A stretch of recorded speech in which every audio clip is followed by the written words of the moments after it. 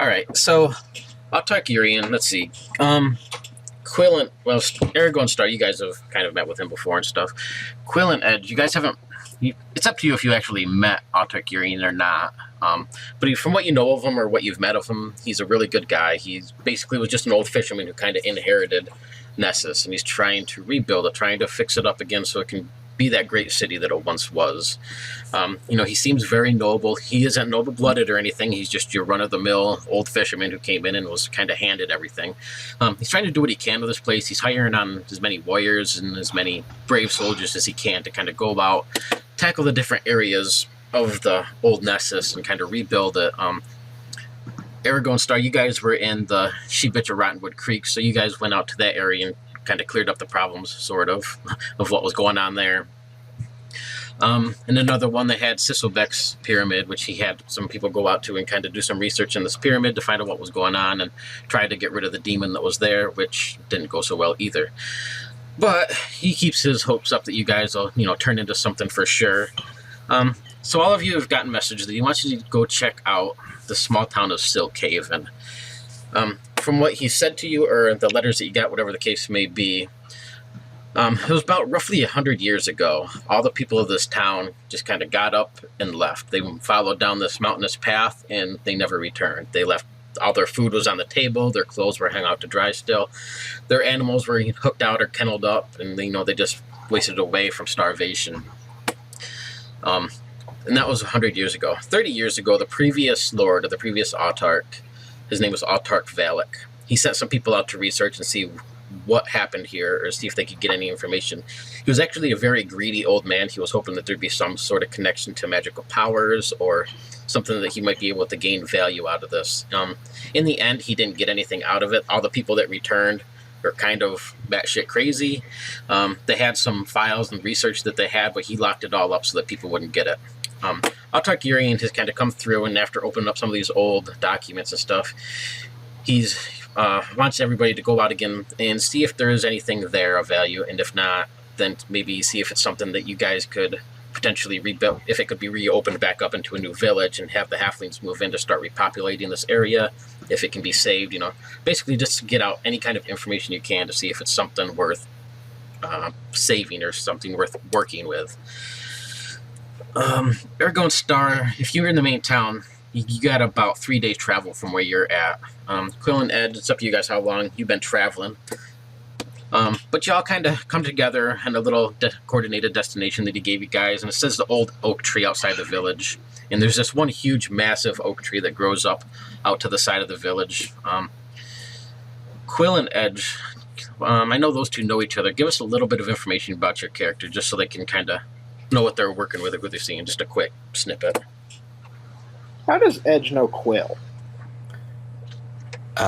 Well, we might. Quill is is currently working as a town scribe, but is also known to be seen prowling around the alleys at night, up to no one knows what. But he's known as somebody who can, write you your letter, but also maybe find lost things, help it. They sometimes even ask to solve certain sorts of problems and mysteries. He's a amateur investigator. So maybe if you've spent any time in town, then Edge might at least have seen him around. Okay, yeah. So Edge was raised by orcs, and and basically when the orcs found out about that she was a changeling, they sort of chased her off and tried to kill her. So she just, I guess, went to the town and took on a different form. What form does she have now? What does Edge look like now? I guess she looks like a person? Like a human person, as opposed to... Yeah, human person. Male, female? Female. Well, Edge is a clockwork spider bot, half size. Looks like a robot spider, basically. Yeah. Kind of like the dude from Toy Story? Yes, something like that. I got a little... Yeah, that's awesome. Anyway. I got a little image. It's really hard, actually, when you Google Clockwork Spider-Man or something, you don't get anything that matches what I was looking for. It's a bunch of Spider-Man things. Yeah, so that's the best one I could find on my sheet there. Actually, I think I can share those pictures. Let me see if I can drag it over.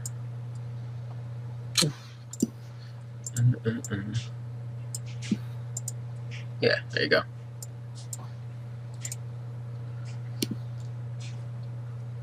Okay. And let's see, Edge is a changeling. Let's see, Edge, you look like you worked as a guard somewhere. Maybe a guard in Yeah, the main city. I mean, that would give you a connection with Quill if he's being a scribe and working as a guard in the city. Yeah, working as a guard in the city. That makes more sense than what I thought of. Okay. And let's see, wilderness excellent, common musician. Okay. All right, so probably the two of you traveled out here together for some time. So you've been together for about 3 days, kind of getting to know each other a little bit.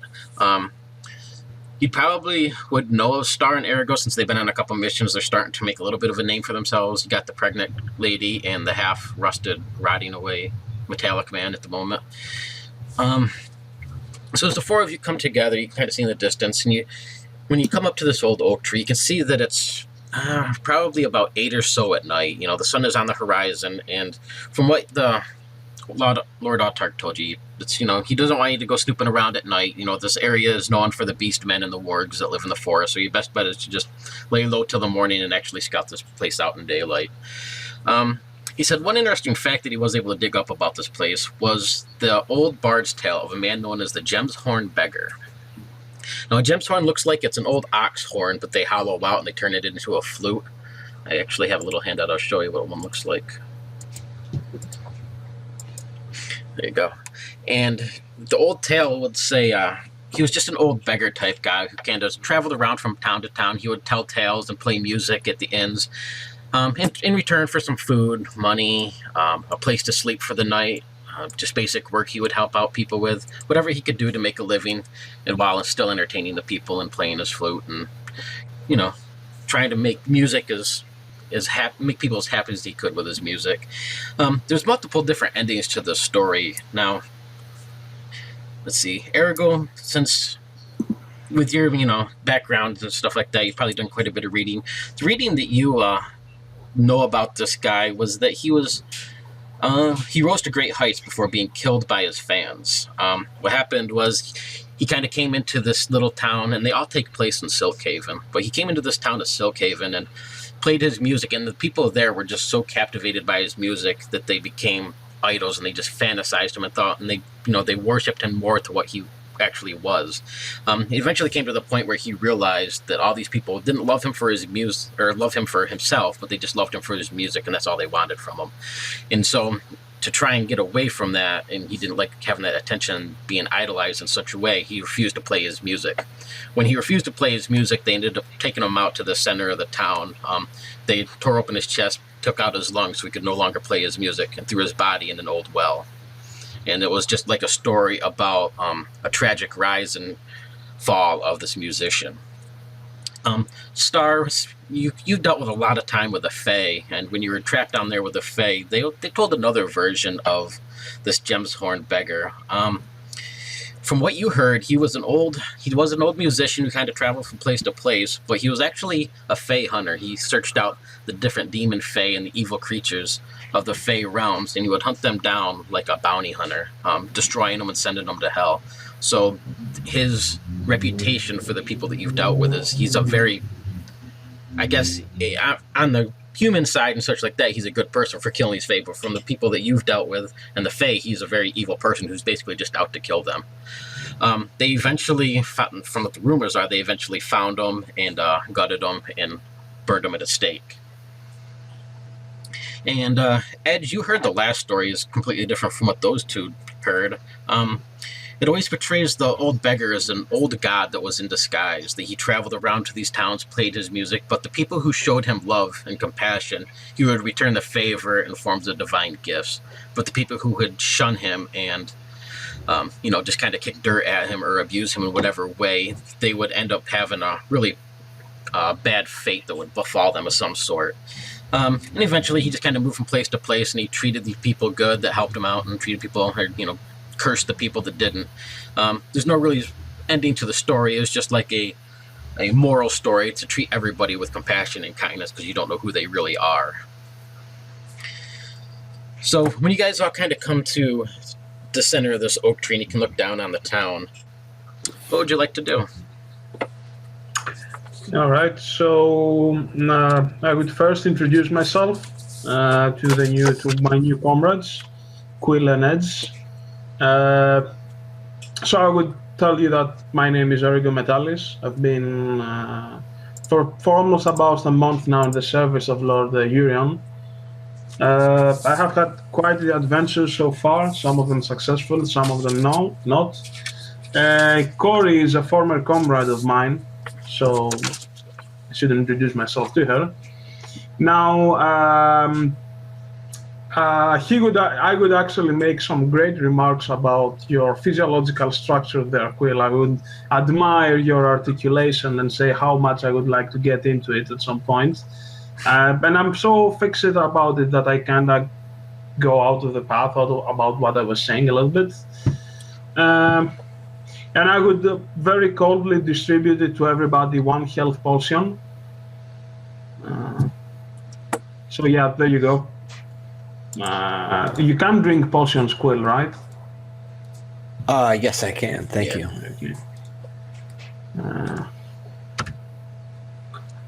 Okay, now is Quill and Ergo made out of iron?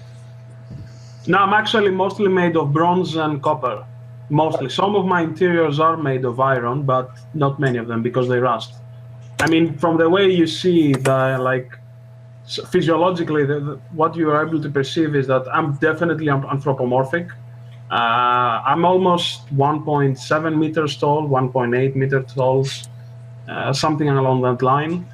I have a cape that looks rugged and roughed out from the many travels that I've been. Now, the best way that I could actually describe Erigo to you in very few sentences that, like, do you remember C-3PO in the old Star Wars movies? No, in the new Star Wars movie that were supposed to be those who happened initially. Like when he was like in the prequels. Like if you remember him like in the desert, he was exposed. He didn't have like any platings on top of him. So this is how Erigo is like his body and his limbs. He does have some platings on top of his chest and in his back, but some of his limbs, they are definitely exposed, and you can see like the many pistons, gears, and cables that drove his joints.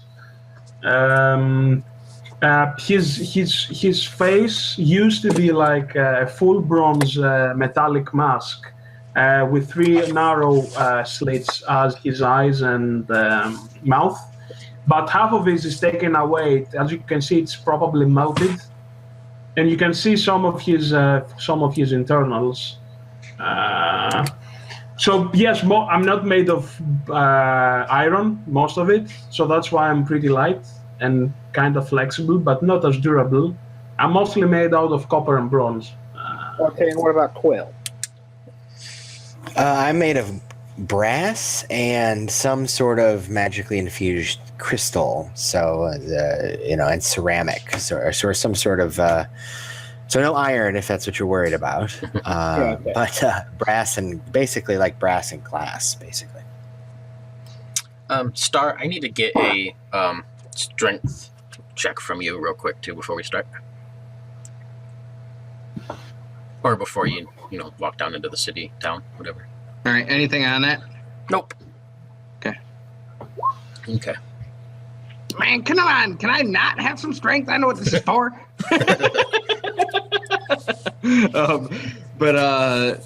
So as Edge is asking these questions of their makeup and so on and so forth, he just looks up to you and how tall are you, Edge? Or how tall do you appear to be? Average height and weight. Average height and weight. Okay, so we're probably a very similar height, so on and so forth. And I'll go up to you and I go, I'm made of skin and bones. Are you interested in all that too? And she just giggles a little bit. And what you see before you is a 17-year-old girl in a nice cloak, so on and so forth. Looks like she's got some hardened leather on, maybe underneath the cloak some there. Looks strikingly like Felicia Day.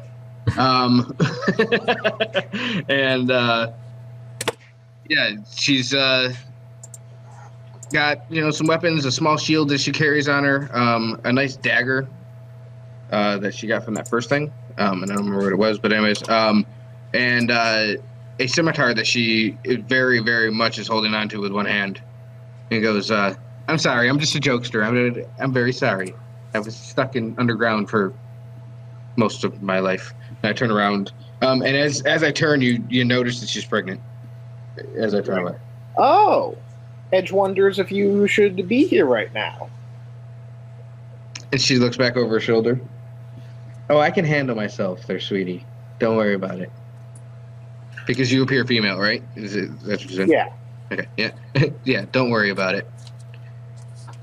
And she looks over to Yurgo and goes, "So what do you know here? What about you, Quill? Any information? Like, Well, I did organized out of all of us. I'm sorry."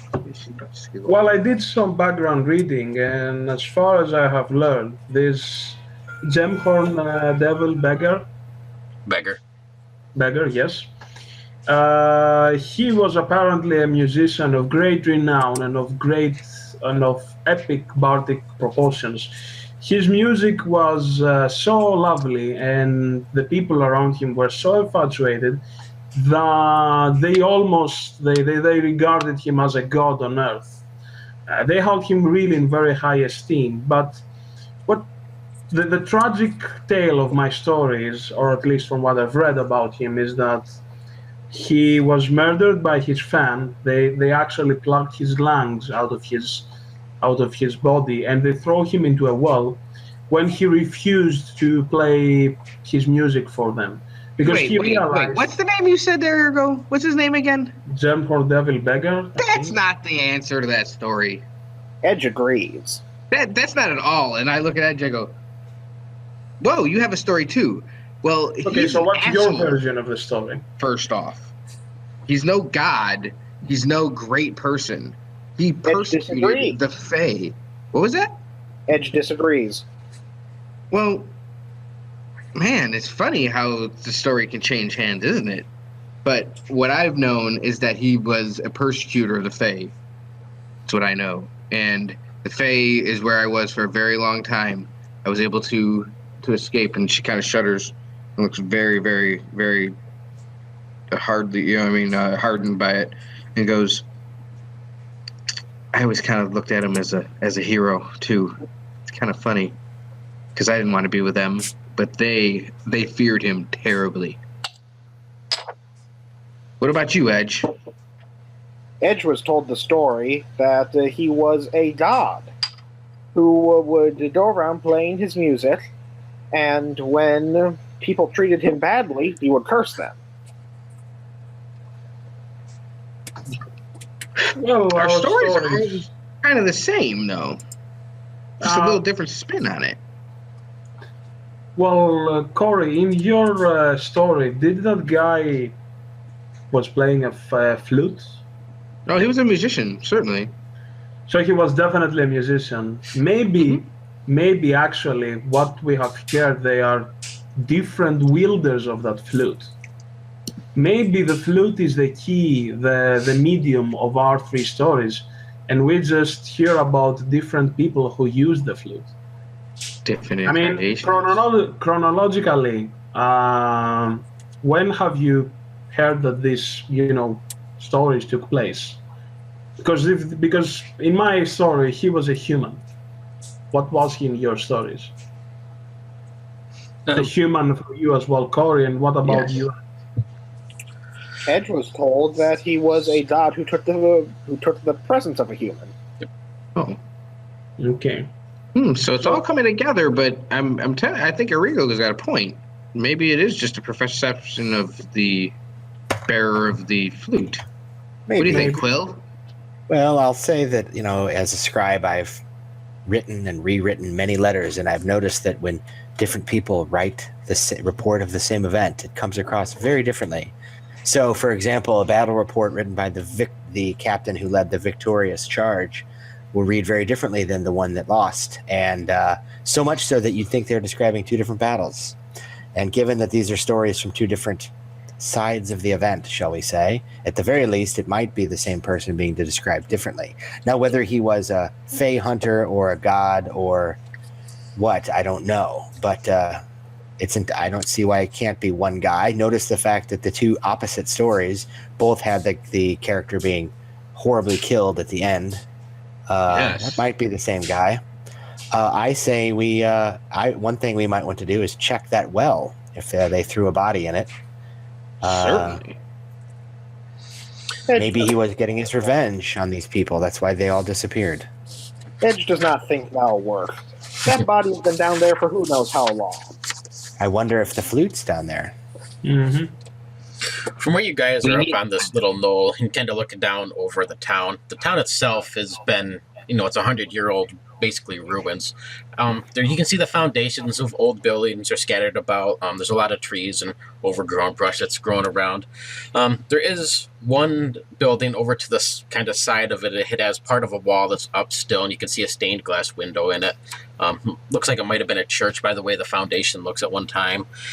Beyond that, right in the center of the town, you do see a very large well. It's about 10 feet in diameter around. Most of it's kind of crumbling down now, but it's still there. And beyond that, you can see not too far from where the well is that there's a large iron stake in the ground. And then outside of that is just dozens of little foundations and ruined buildings. When you look out across down to the other side, you can see this massive hill, not really a mountain, but like a very large hill that kind of leads up into the forest. And you can see the paths that, that the animals take, and the people probably did at one time as well, that leads off into the woods. You're muted, Star. You're muted, yes. There's not one building that's standing. Just besides what looks to be an old church, it's not really much standing, but there is part of a wall that's still standing. Okay. Well, maybe we should find a safe place to camp because we were advised not to enter the town at night. So we can always disregard that if you like. He's not here. So what time of the day is right now? About 8 p.m. at night. The sun's just starting to set on the horizon for the night. Okay, yes, then we must definitely find a safe haven for the night. Is there the land we're on right now? Is there somewhere nearby without venturing into the town? Yeah, you're on the main road. You're just off the main road, so excuse me. There's plenty of places to hang out. It's pretty clear for the most part on the roads. Just a couple big open fields and little patches of trees and stuff, but the main forest isn't until the other side of the town. We could find a patch of trees to camp in. I'm very down for that. Maybe a cave or something. Would it look? Are there any hills nearby, or? On the far side of the town, where the forest and this hillside is, you can see that there's definitely some rocky outcroppings that there could be caves, but that's over in the forest, which Autarch Urian seemed pretty concerned of you not messing around with that at night for fear of the wargs and stuff. So did I mishear? Did he say we shouldn't go into the village at night or the woods or both? Basically both. He didn't want you searching around or digging up anything during the night. Mainly because of all the rumors that he heard about this area just being overwhelmed by beastmen and wargs. He just advised you kind of stick to the daytime when you're doing your stuff and kind of hide away at night.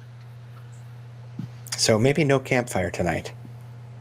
Well, I don't need to. Me and you, Quill, we don't need to sleep actually. And I look at Edge. I go, "Do you sleep?" Edge sleeps. Okay, good. I like to sleep too.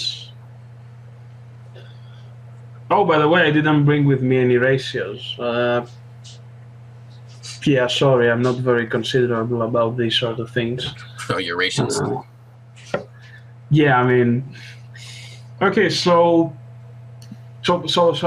we did. So as we were coming to the city, did we cross any woods? Did we came across the forest? It's mostly right along the main path. There's a couple smaller towns, a few hours back. If you wanted to go back to one of those, just little halfling tent villages and stuff.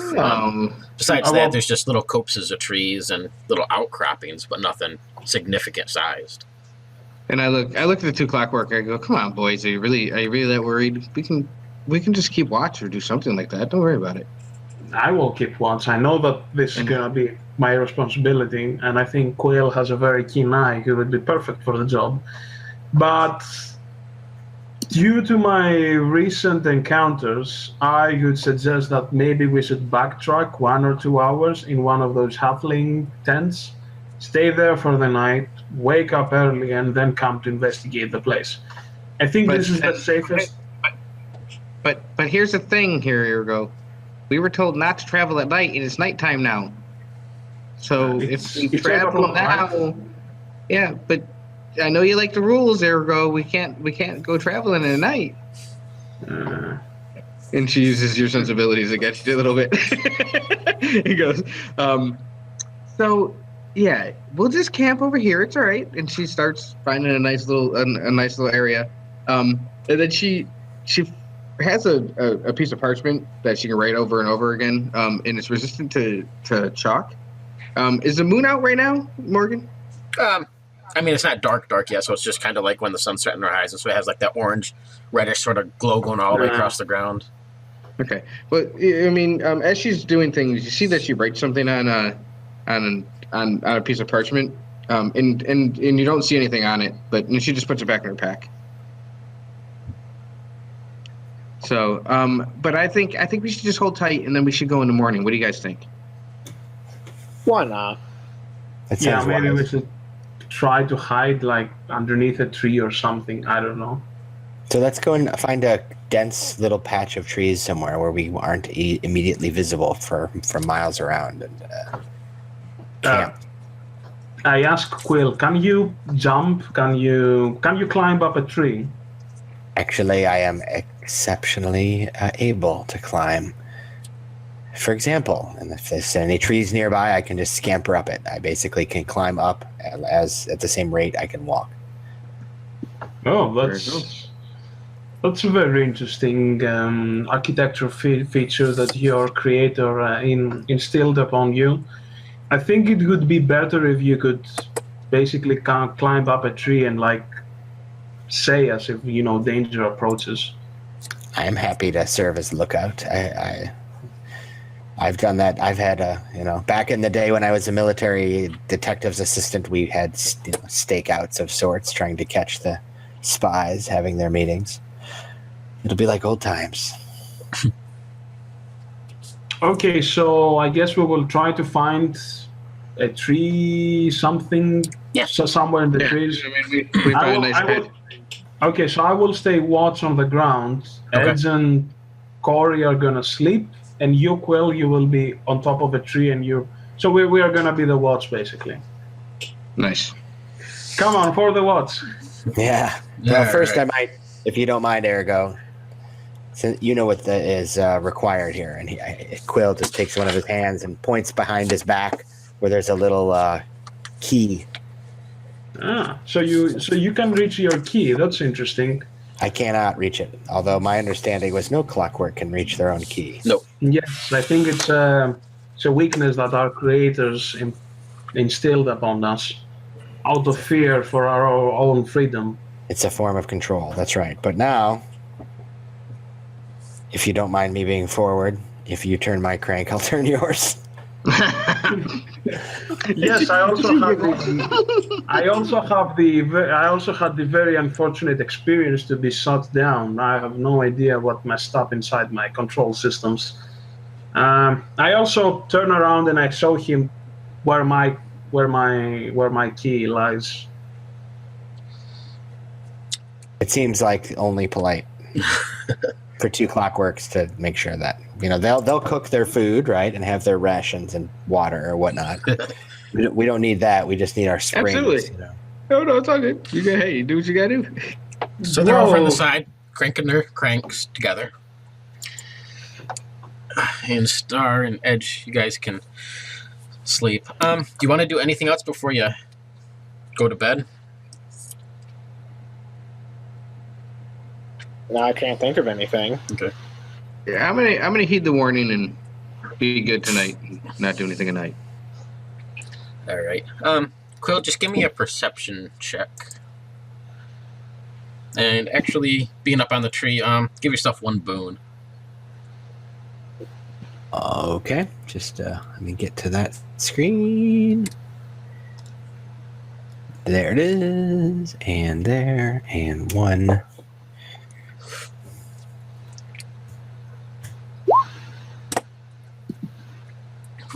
All right. So the night goes by pretty smooth for the most part. The sun comes up kind of early. Ergo, you didn't spot anything during the night. You could see some, like timber wolves and stuff in the back wandering around, and different woodland creatures and such, but nothing that comes up near your camp or bothers you. Same thing for you, Quill. Interestingly, you did see something that was moving around down in the town. You seen it kind of move over by where the well is. It looked like whatever it was 2 parts to it, or there was maybe 2 things that were interacting or something, but it had like a soft bluish sort of glow, and you seen it kind of like fiddle around by the well area, and then it just disappeared. And that was the end. It would only lasted for maybe 15 seconds. I'll report this to the group. There was some activity, something glowing blue near the well. It's gone now, though, so we might want to check it out. How long was it there for? Only a moment or 2. Oh, okay. It left on natural means? It didn't like dematerialize or anything like that? It walked away, like scampered off? Was it? It just faded away. Just bloop. Okay. So it just like appeared and then disappeared. Seems to be so. Ugh, that's weird. Edge doesn't like this. I want to check that well out. I think it's a good starting point for our investigation. To the well, she says. To the well. So now it's daytime, I'm assuming, right? Yep, it's early morning, so like And 7-ish. so during the evening, left out in front of her pack, there was that piece of paper, and I'm assuming the moonlight came out at some point last night, right? Yep. In the moonlight, once the moon hit it, it had a heart and ergo below it. Nah. I have a black chalk that's only shown in the moonlight. So Okay. Hopefully Erica didn't see that. well, I don't know. That's what I'm just saying that it was there in plain sight. Okay. Did it have a little arrow through it? No, it was just it was just a little happy thing to say that Star was happy that Ergo's here. Yeah, I will remind myself not to buy you anything else in the future. And actually, I do need another perception check from you, Ergo, because he might have spotted something. Okay. All right. Nah. Yeah, you see a bunch of woodland creatures, and that's about it. And when you look over, you can see hearts or Star's little heart diagram there. But that's all you saw. Yeah, I think that kind of got your gears going, and you got a little distracted. I got terribly confused. I did not know how to perceive. I mean, what is the symbol? I have read so much in my life. She never brings it up to you. It's just there. So yeah, he was very confused about the symbol. Like honestly, he has never seen it in his life, and he's like, "What is he talking about?" Like, the main road, or this little offshoot road that you're on, kind of leads right down into the town. It is pretty heavily overgrown, so I mean it's rough terrain that you're kind of wading through and dealing with. But you can make your way down there. It only takes about a half hour or so. As you're coming into the town, you can kind of get the layout of most of it. Looked like it was just small little housing foundations. You can see in the far distance where they had like large fields for crops. There's a little orchard off to the side. It looked like it was pretty much just a all-inclusive town. They just kind of grew their own things and worked out for each other. There's not really any main connections to the other towns or anything. As you get a little bit closer into the town, you're headed over to by where the well is. You can see that the one building that's partly left was definitely a church at one time. You can see a part of the spire that kind of comes up, and then it has a stained glass window in it.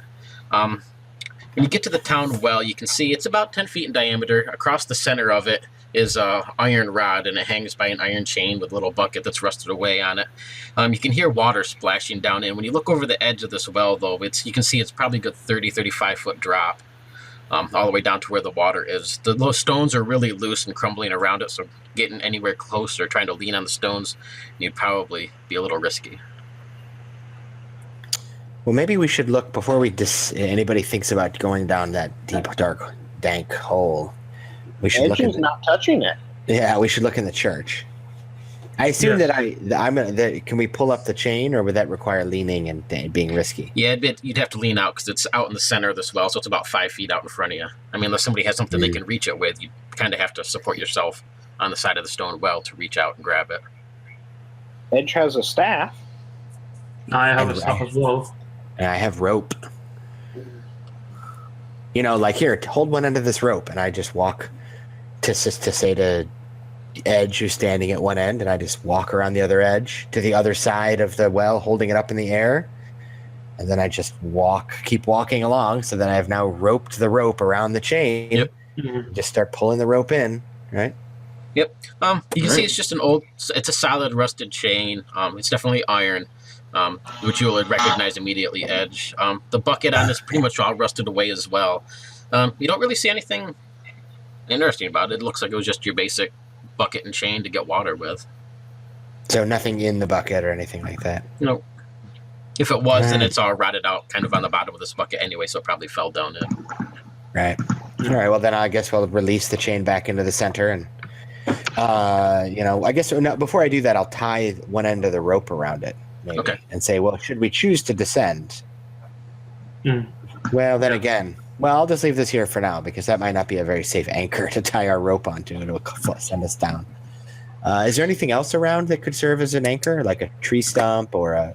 Oh yeah, there's plenty of trees and vegetation around. If you try to tie the rope off to one of them, it'll tie off. But when you turn back around and you look at this well, it looks like the well's only about 3 feet in diameter now. Well, if you like, I have some pitons and a hammer, and we can hammer it down. That would be helpful, but did you just say the well's perceived size just shrunk? Mm-hmm. Significantly. Did we all see that? Yeah. You don't actually see it happen, though. It's just, when you look away and then you look back at it, it's a lot smaller than what it was 2 seconds ago. How smaller was it? It was about 10 feet in diameter when you got there. Now it's only about 3. So it's a third the size. So, and that happened when we took the bucket out, right? Yeah. So if we throw it back in and then turn our backs again, it's gonna become large again? Or maybe is it made like some sort of a trap that it's made to engulf creatures? Like I'm gonna throw pebbles in the area and see if they react like you'd expect, hitting the ground next to this shrunken well, or do they disappear? I mean, if thrown against like the stone well sides or whatever, they kind of roll across the ground and clunk up against it. When you toss a couple of them kind of roll over the side of this well down into its depths. You never hear it splash or hit anything, even though you can hear water. Okay. I'm gonna use one of my sense magic abilities on the well. Nothing really comes back as magical. When around in the area looking at stuff, you don't see anything that's perceived magic. Okay. You definitely Go ahead. No, please go ahead. I was gonna double check the spell to see if it said anything else that I can use, but as far as anything distinctly magical, there isn't. Okay, Edge will take one of the bitter rocks and throw it down the well. You can hear it kind of clock against the side of the well a couple times, and then just silence. Besides, you can hear like water splashing down there or lapping up against the side of the well now and then, but you never hear the stone hit the water. Edge thinks this is a very particular well. I think there's an illusion in the bottom of it. It's an extremely for your sense magic. Nothing comes across as magical. Okay. So I informed them that I just checked if there is any magical effect going on in this place, and there are none, which is particularly intriguing, since I do believe that everybody saw that the well shrunk, right? It's about 10 feet in diameter. Is it big again now? It's about 10 foot. So, Quill is not going to volunteer to do so, but I just was wondering if I could get a little clarity on what exactly it means to have It says his ability to climb says you ignore the effects of difficult terrain when you climb. Okay. So does that just mean like he could just climb down the inside of this without any rope? Yeah. Only thing you'd have to watch in this case is the fact that the stone is really loose. So I mean, it is crumbling. Well, we can tie you to a rope always, in case you Right. fall or something. And Star looks and goes, "I'll do it. I love to go into holes. I love this." Last time that you went into a hole, that didn't go pretty well, isn't it? Well, yeah, we went into a place a couple days ago, but it was all right. I turned out okay. Not all of us did, though. My second point would be that you're actually heavier than you used to be. Quill is much lighter. What are you talking about? And then she thinks and then touches her abdomen and goes, "Oh yeah." Yeah, Quill says, I'm clockwork, and even I know you're not supposed to say that. Well, it's all physiological. There's nothing to be embarrassed about. I'm not embarrassed. Before either of us go into the magical or cursed well, whatever this is, perhaps we should look at the church. Yes, we Because should. that might be a one-way trip.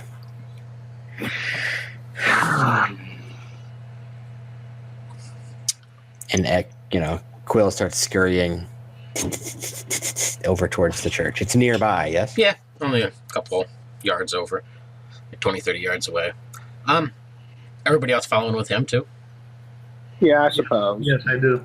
But Quill is going to be constantly looking back at the well. Is it fluctuating in size again? Is there anything? Yeah. Nope, but you actually, as you kind of scurry up a little bit and you kind of look back, you can see the others are following behind you. But beyond them, when you look back at the well, you see a man standing there.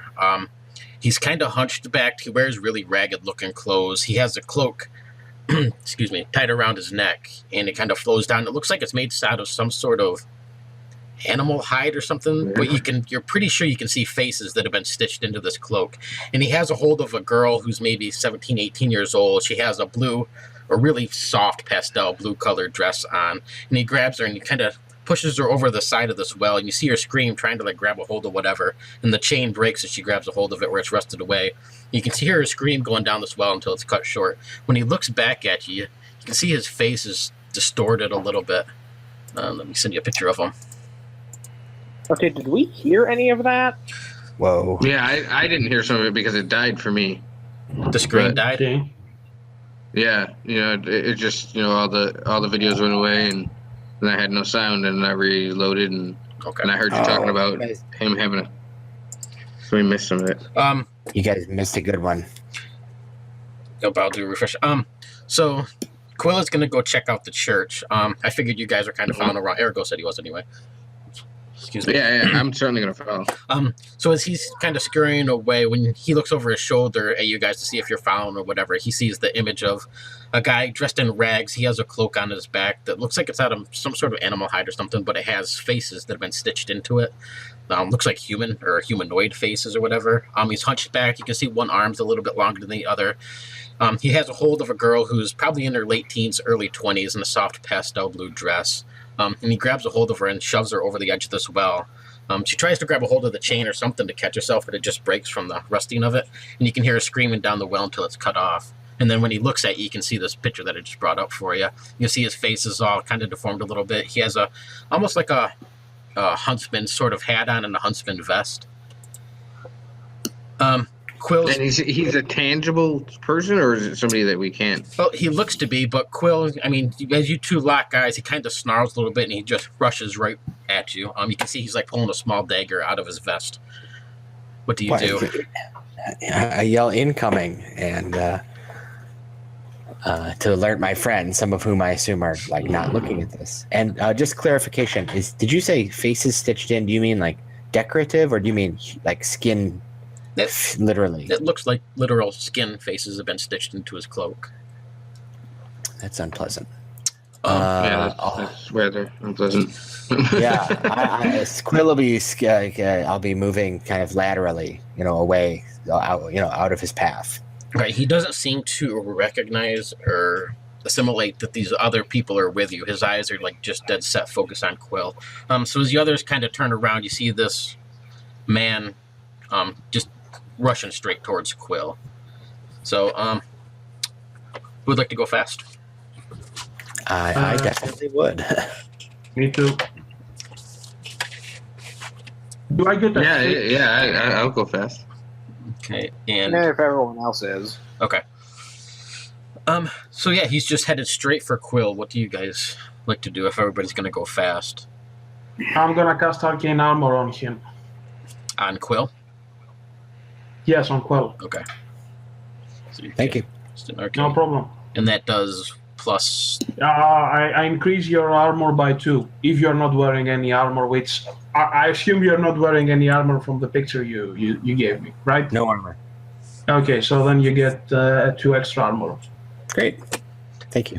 All right. No problem. Star. Yeah, I'm gonna rip right towards it and pull out my fancy new scimitar and Are you try waiting? to make an attack. Are you basically waiting for him to come past you? Because if you want to move towards him and attack, it's going to be slow. You can hold Yeah, it that'd triggered be for slow. him to pass by you. Okay, so and what is kind of the alignment of this? Now that I think about it, where is everybody kind of situated? Was Quill before me? You know, Yeah, Quill is in front. Quill's of me. in front of you. You guys are kind of following him behind, but he's moving laterally to try and kind of stay out So of. so then all right. I'll go slow. That's not a problem. I'll Okay. go slow. Quill, are you just running, or Yeah, I will continue to move laterally away. I've got a small shield in my hand, so I'll get that up and ready. okay? Try and just move my full distance away from Okay. him. You can see he kind of reaches back and he pulls the cloak around him a little bit, like he's tightening it up. I need to have a will save from you first, please. Sure. You can hear all this echo of these voices that are in this cloak and stuff, like just screaming out in pain and moaning and crying for help. You're good for the moment. You get that very dreadful sense that kind of washes over you, though, as you can see all these faces staring back at you in pain. And so you're just moving out. You're staying out of range. And Edge, what are you doing? Okay, I'll just wait for him to run past me while I try to hit at him with my Thorn Twister. Okay. Yeah, Star and Edge, then you guys can make an attack. He doesn't even acknowledge that you're there. He just, Oh, okay. he's like, almost like he's just running right through you. You're going to have to actually kind of step out of the way a little bit in order for him not to bowl you over. Oh, I'm sorry, what's his defense?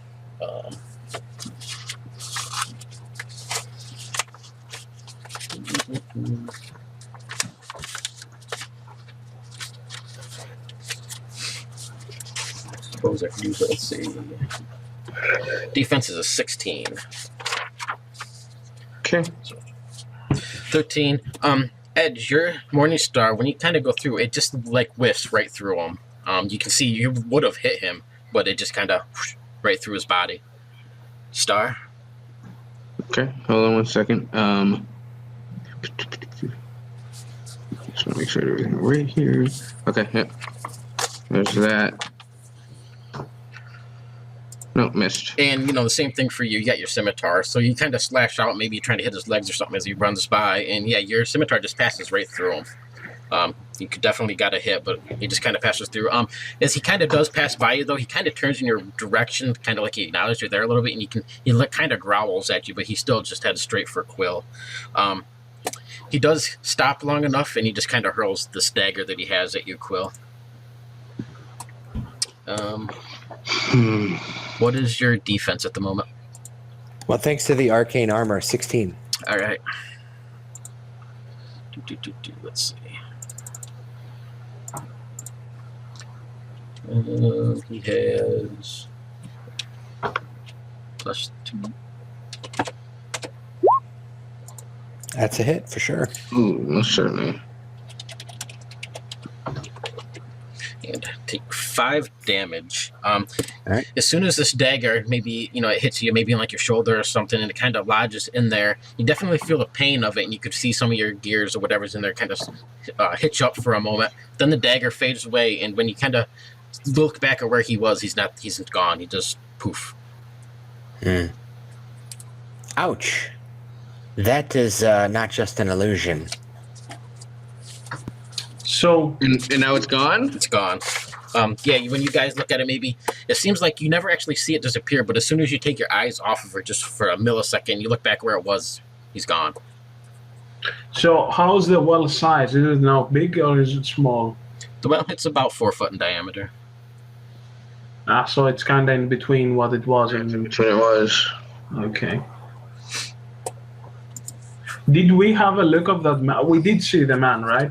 Mhm. Oh, yeah. That was The a space was disturbance. all messed up. Quill, would you like me to repair you? Is that something we can do standing here in the town? I can shut you down for an action and I can heal you in the other one. I can reactivate you in the other one. So I need 3 rounds. Maybe we should get into a safer place and then I could do that. Yeah, I'll kind of limp aside and step behind into one of the whatever old foundations or something, just so there's a You're wall. right next that to I the can- church if you want to step into that area since you were going there anyway. That And I'll- might be safer. Okay. And I'll look out for you guys. Make sure nothing else comes. I look down in the well. What do I see in there now? Still, is that little? Is that? Wait, do you go to the well? Yeah. Started. I thought we were right near the well still, right? Yeah, you're like right in between the well and the church. They're about 20 yards apart. Okay, so you guys go towards, the church thing to figure out Mr. Quill. I'm gonna go look in the well just to see what's in there. See if there's anything in there. It looks just, deep down into just darkness. You can hear water. You can smell the mustiness of it, but you can't. It's too far down to actually see it. And I come back and I say nothing's changed. Well, certainly was something there, that's for sure. Yes. I thought. I think Quill felt it. If we can feel something. Well, I suppose we have to keep searching. See if we can find any truth to this mystery. Edge hopes that guy doesn't come back. Yeah. Do you think that was the guy? That must have been. It could very well have been the man in the stories. Did he has like any severe injuries in his chest? Because according to my story, they took his lungs out. He's wearing a huntsman's okay. vest and a cloak, so you didn't see anything. So I couldn't see anything. Okay. I mean, he was a little bloodied up and stuff, but it looked like Okay, just and in basic. another variation, we were told that he killed Fays, right? He was a Fey hunter. Were those faces looking humanoid, human-like, or Fays type? 1 sec, guys. If you want, yeah, probably your daylight saving time was screwed up, Kelly. If you want to hop in, you're more than welcome to. We can fit you in still. From what you could see, it looked humanoid. I mean, it looked like all different. Some fey, some human, some bestial. That sounds more in line with the story where he just kills people that don't treat him nicely, and But Quill is interested in this conversation, but he's more interested in getting inside the church and getting it repaired.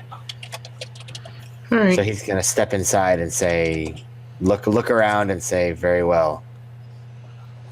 Let's do this. And he turns and points his key, so to speak, at Erigo. Shuts down. Okay. So I'm gonna suck him down, I'm gonna cast Jury Rig on him, and then I'm gonna turn him up again.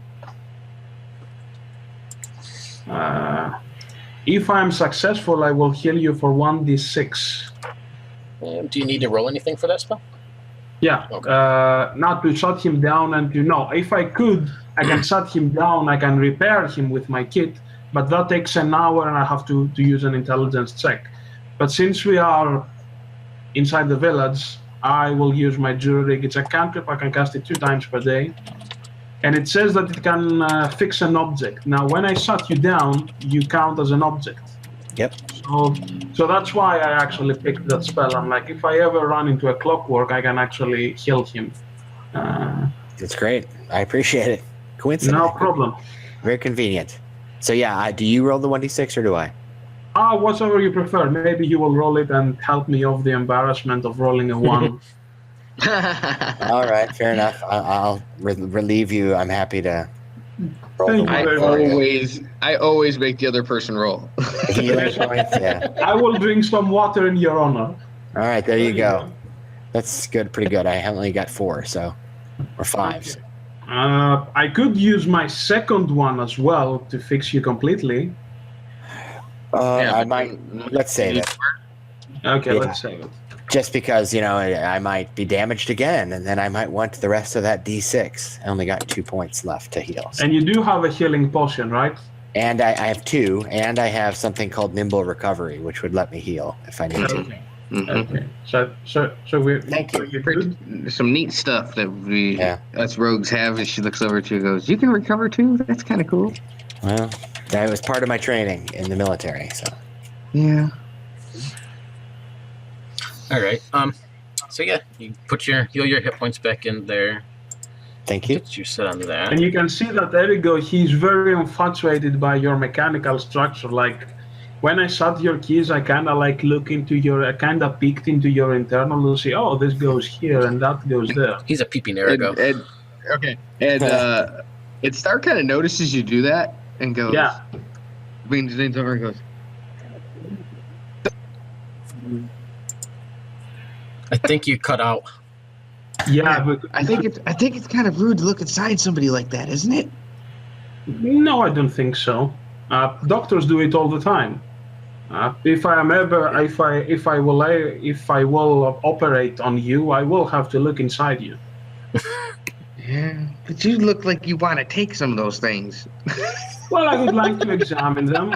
I could actually improve them. I see he's inherently flawed in some ways. I could provide some improvement in the future. As Quill, have you turned me back on yet? No. Now, No. I mean, as I am saying this, as I'm speaking with Star, I will actually turn the key back on. So you will hear like the end of the conversation, like I could improve some of your parts. I'm very satisfied with my parts as they are. Thank you. Well, improvements are always improvements.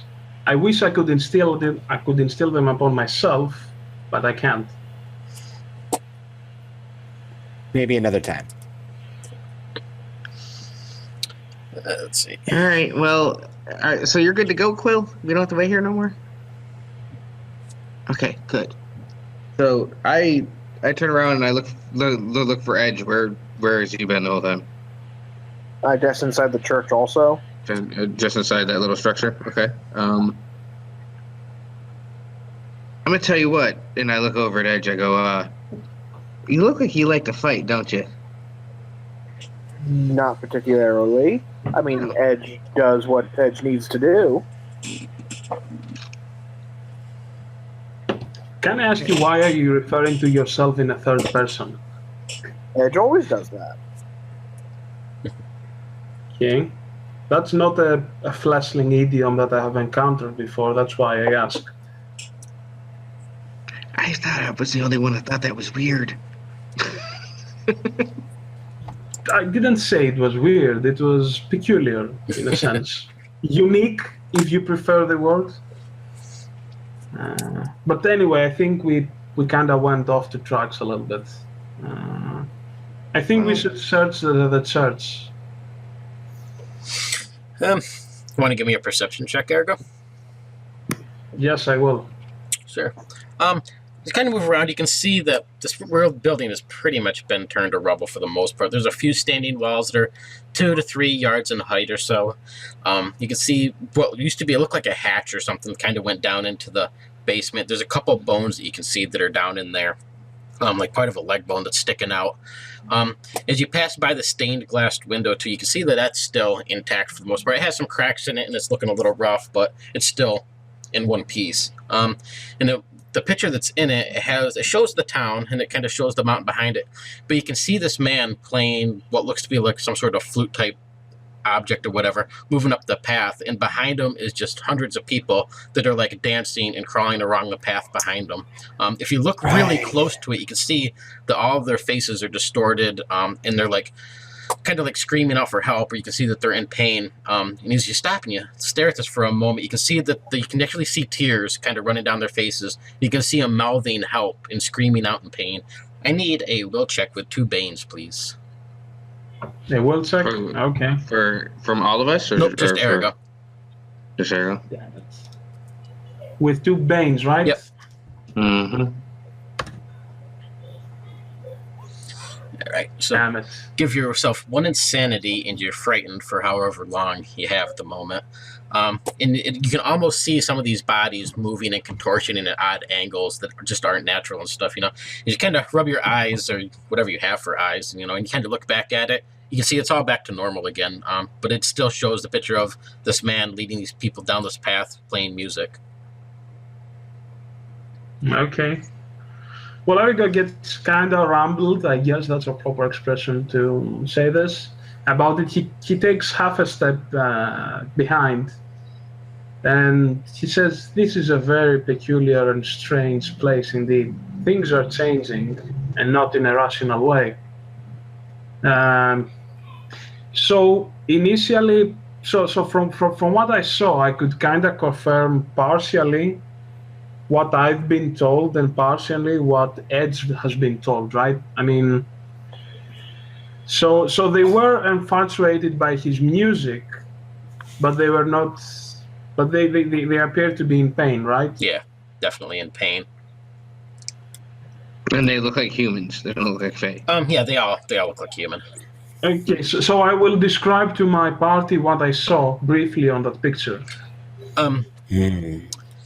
Edge, as they're saying this and they're kind of talking, in this little group or whatever, you kind of see something in the corner of your eye move a little bit. When you look over, you see a man. He's wearing white robes. He has what looks like a pair of antlers or something stitched on his chest, like an embroidery or a symbol of some sort.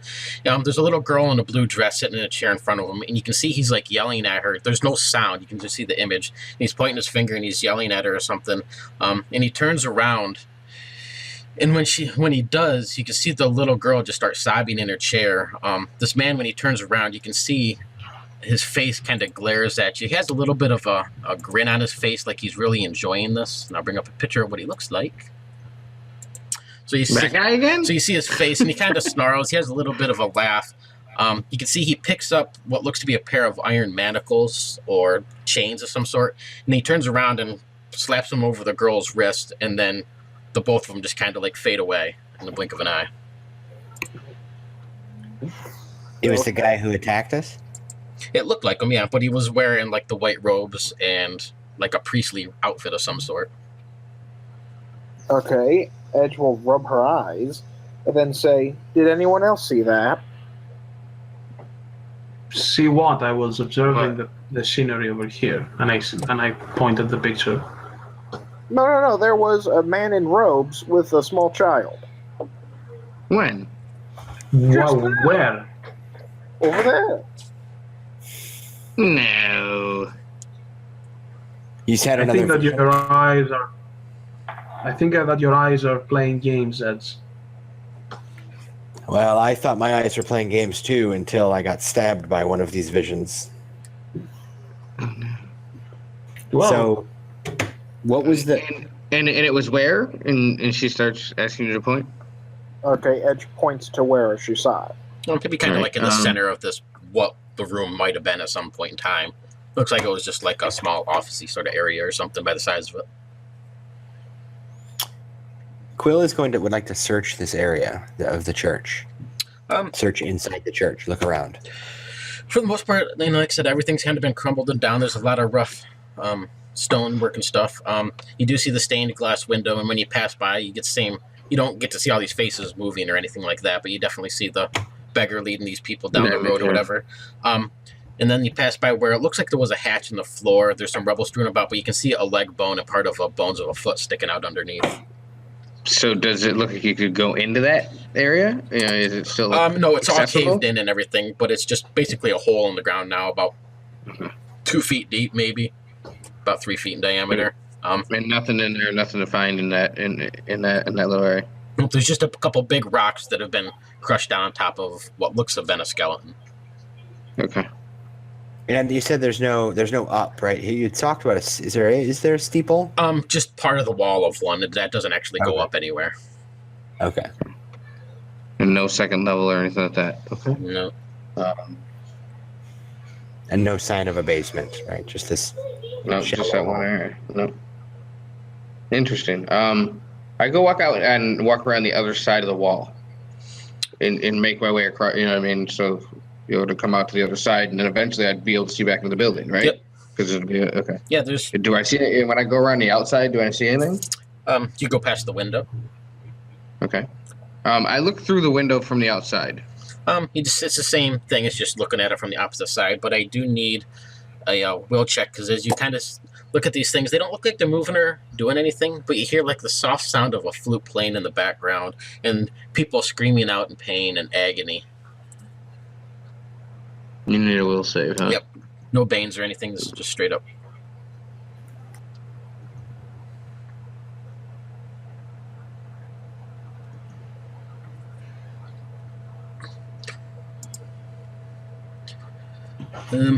We got 12, so you're able to pass it, but you can definitely hear this soft flute sort of sound in the background and these people screaming.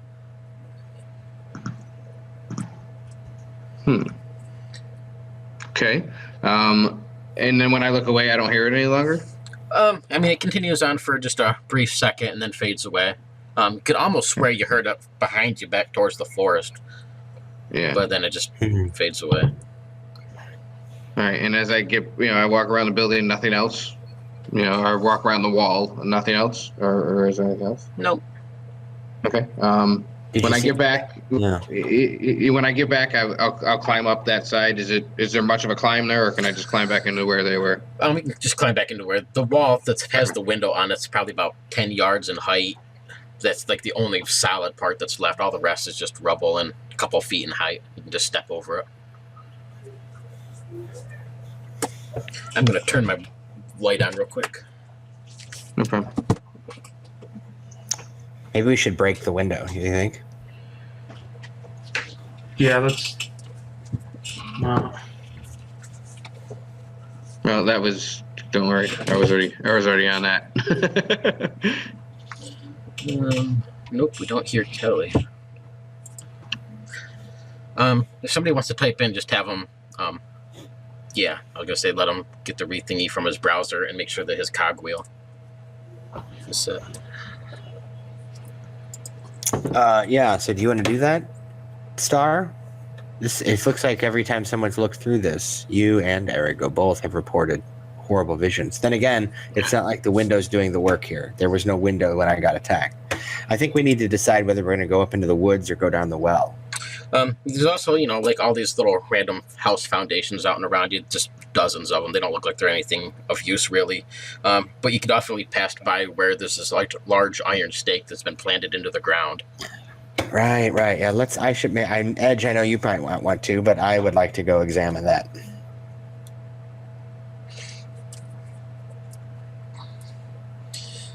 Everybody else following him over as well. Yeah, I suppose. Yes, I will follow Quill. When you get over by there, you can see it's a large iron stake. It's probably about 8 inches or so in diameter, and it's just buried right into the ground. It rises up in the air about 3 yards. There's no vegetation, and all the dirt around it is just black dirt for probably a good 10 yards in diameter around where the stake is. Right at the base of the stake, there's a big pile of ashes, little old pieces of timber. And you can see a couple little, looks like maybe finger bones or toe bones or tiny little shrapnel pieces of bone that are buried in the soot that's there as well. So basically somebody got burned at the stake here is what this looks like. Mm-hmm. And it was an iron. How did you say? How tall was the iron stake? About 3 yards. Okay, so are there signs of, say, like bindings or struggle on the iron stake itself, or? You want to give me a perception check? Sure.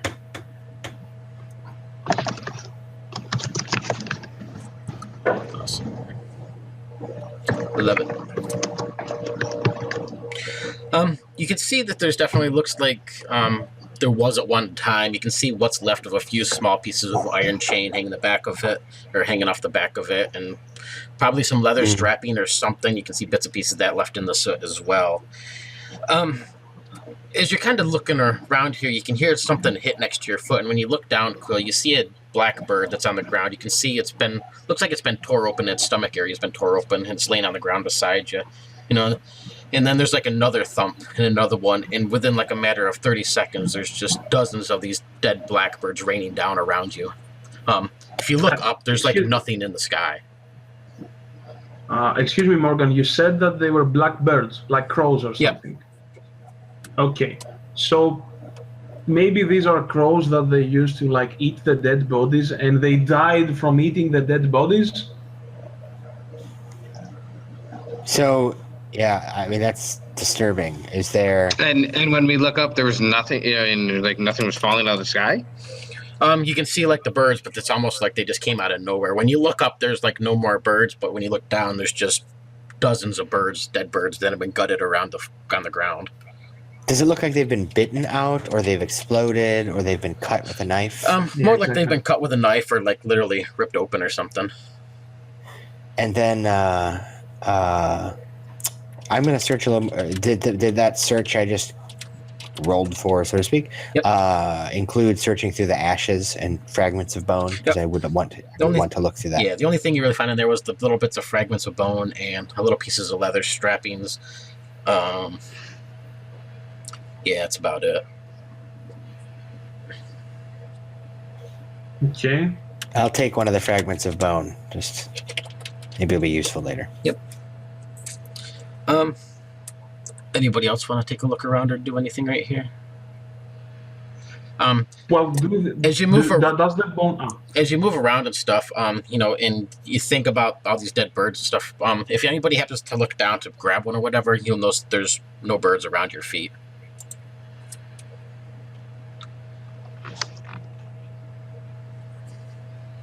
Okay.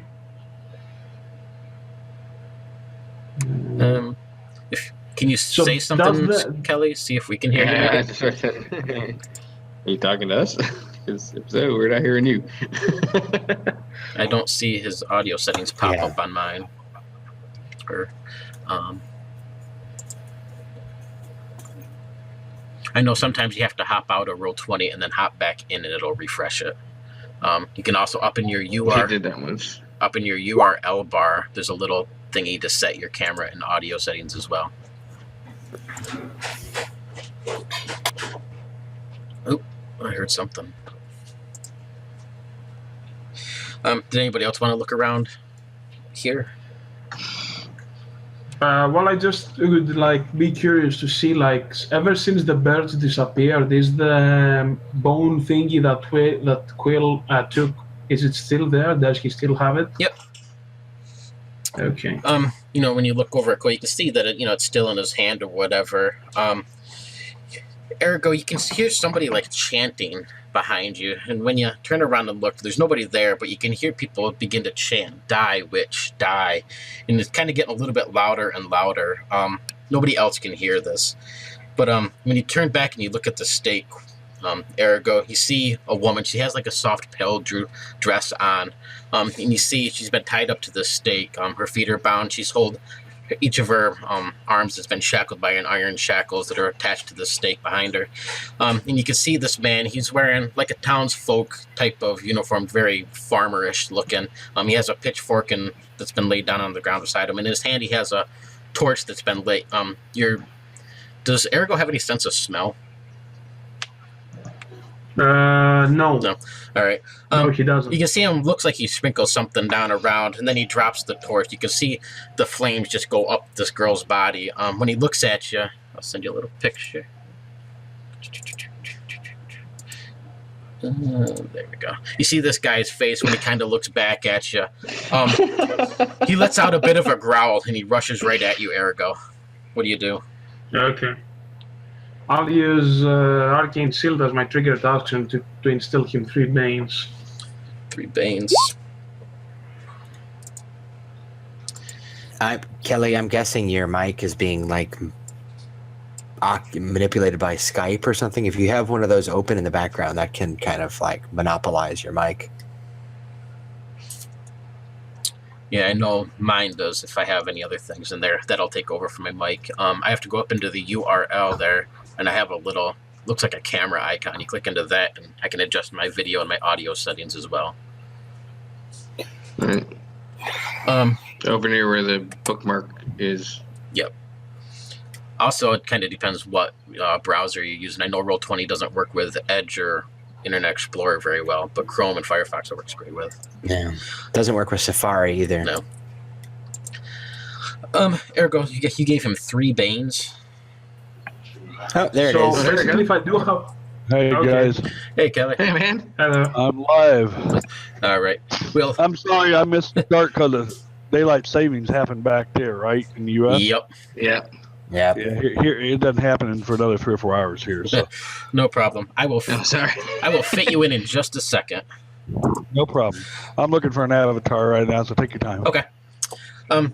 So he's got 3 Banes. So he's gonna rush at you. You can see he takes out what looks to be some sort of dagger when he comes at you. He has this cloak that, like, all of a sudden just like appears on his back of all these faces that are moaning and groaning. I need a will save first from you. okay. So do I have a fast action and a triggered action? Because that was my triggered That's your action. triggered. Yep. You still have a fast or a slow, whatever one you want. No, as a fast, I will also cast Arcane Armor on me, and I will roll my will, right? Okay. Okay. Any Banes or moves? Nope. Just straight up right now. Okay. Now, do any of us see this? One sec. Take 1 Insanity, Ergo, and Okay. you guys can see maybe him casting these spells and putting this armor that goes on his body. It looks like armor plating kind of appears on his body. And you can see he's definitely sees something, but you guys don't see anything around you. You can hear like a really soft rustle in the breeze, and it sounds like people chanting, but it's just like right on the edge of your ears where you can't quite tell if it's just a figment of your imagination or if you actually heard something. And yeah, he's lunging at you, Ergo. Let's see. 3 Banes, remember the 3 Banes? 3 Banes. Let's see. He has 3 boons, so 3 Banes counteracts it. So No, he. okay. No, not today, my friend. Yeah, he kind of passes by. He kind of flings out like he's trying to hit you Finally. with his dagger or whatever. Kind of wisp off of your place that you have. He does stop for a moment. Just as he passes by. He looks at you. He kind of cocks his head a little bit, like he's kind of curious about you. Gotta roll.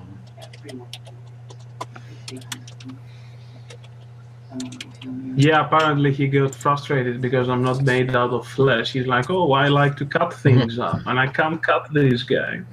All right. So that's the end of the surprise round, or whatever you want to call that. Yeah, he's still up here. He's like just a couple feet from you when he steps and kind of looks at you with this weird, confused sort of look. What are the rest of you doing? Or does it obvious the Ergo's casting these spells and he's like fighting something?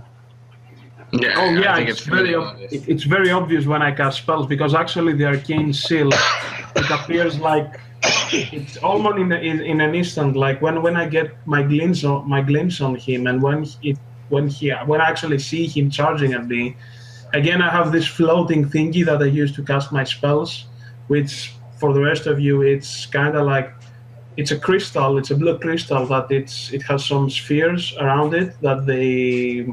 It's almost like, like some planets going around that crystal. And I use this to cast all my magic. So you see that there's like a flashing blue light that appears from it, and it creates almost like a wall-like blue screen in front of me as he was trying to penetrate it, as he was trying to stab me. So I would assume that basically his dagger, he just it stopped on top of that seal that it was reaching to me. Like he was actually going for my chest or something, and it bumped into that wall. So yeah, I'm actually pretty flashy when I cast my spells. Okay. So yeah, I think you would definitely get that. I'm in combat with somebody.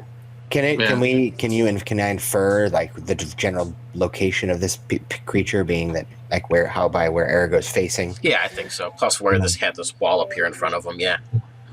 Yeah, I'm going to try to. So am I close enough to be within melee, or is this distant? No, you guys were all huddled right around the same stake area. So, I mean, if anything, it's only a couple feet away. All right, so I'll take a fast action with the dagger attack. All right. You don't. Yeah, I would like to. You guys don't see anything, so you're gonna get 3 banes. Okay, I'm going to use trickery to try and distract him a little bit as well while I swing. But that'll help a little bit, not much. Shall I go? Go for it. Mm-hmm. Right, unlikely, but you know. It's that's a. Oh wow! Awesome. You rolled a 1. You're gonna love this because I need a 1die100 save or roll.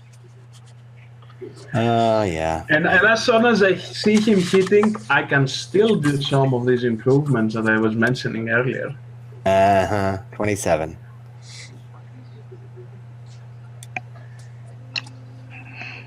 Okay. This one won't come into play until you actually do something, so I'll just make a little quick note. Okay. I can't wait. Star, do you want to try and hit something? If you kind of guess. I mean, you guys can definitely guess what or where it is. Yeah, so. I'm gonna take a swing. Well, I say that he's in front of me. Yeah. Well, yeah, but I'll take a swing. Why not? Go for it. Bam. 3 banes, and then whatever you have to. So I'm also going to use my trickery that rogues will use every single round. And 3 banes, huh? So your trickery is going to add 1, so it's actually just be 2 banes in the end. But well, yeah, I just did a 1 and a 3, so right. Wonderful. Yeah, I don't like that. Nope. So kind of wisps through there. Edge, did you want to try and do anything? No, Edge can't see anything, so Edge won't attack. All right. So that's basically the end of that round. When he kind of looks at you, you can see these other guys trying to attack him, Ergo. You can see that their weapons, they would be hitting him, but they're just like passing right through him without any effect. He doesn't even acknowledge that they're behind him or trying to slash at him or whatever. Do you want to go fast or slow? Just Ergo for the moment. I want to go fast. Just fast? I want to go fast. Okay. Fast is in fact. He actually has an ability that please lets go him ahead. go before you, so he's going to slash at you first. Okay.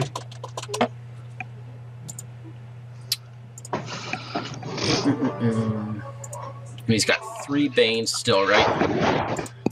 No. That was just one Just time. the one time. Yep.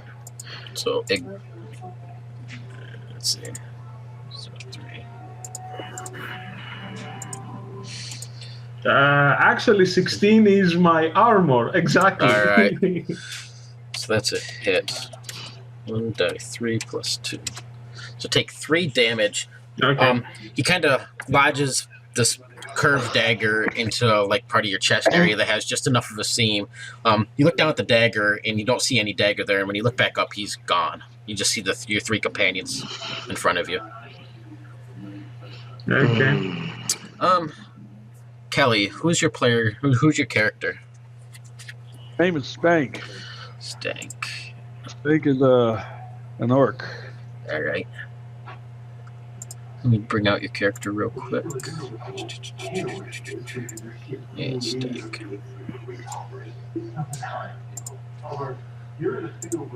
Alright. So the night before, they messed around with the clocks a little bit. Maybe Stank's watch stopped working. He's a little bit late to the party, but as you kind of come over the knoll to where Lord Autarch Urian sent you, you can see these 3, or actually 4 guys down in the town center standing around what looks to be like an old burning stake or something.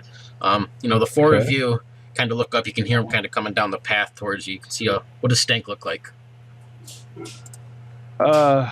He's fairly normal height for an orc, probably 6'4", 6'5", kind of lean, but he is one hideously ugly dude, man. He is. He's got some real. It looked like he fell out of the ugly tree and hit every branch on the way down. Okay. I mean, his face is massive scars and thick scars all over his back, with reeking open stenching wounds. Kind of smells of blood and excrement and rot. He's just a real nasty kind of thing. Wearing some just light clothes, carrying a staff. You know, doesn't seem to have a whole lot of choices of, you know, just doesn't seem to be carrying a lot on him. He seems like he travels light. So. All right.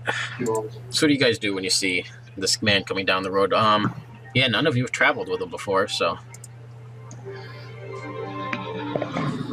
I gaze in confusion. Yeah, I Quill says, kind of look him over and speak to him in a actually very educated, proper voice. Well, I tell you to halt as you're coming up the area, and identify yourself.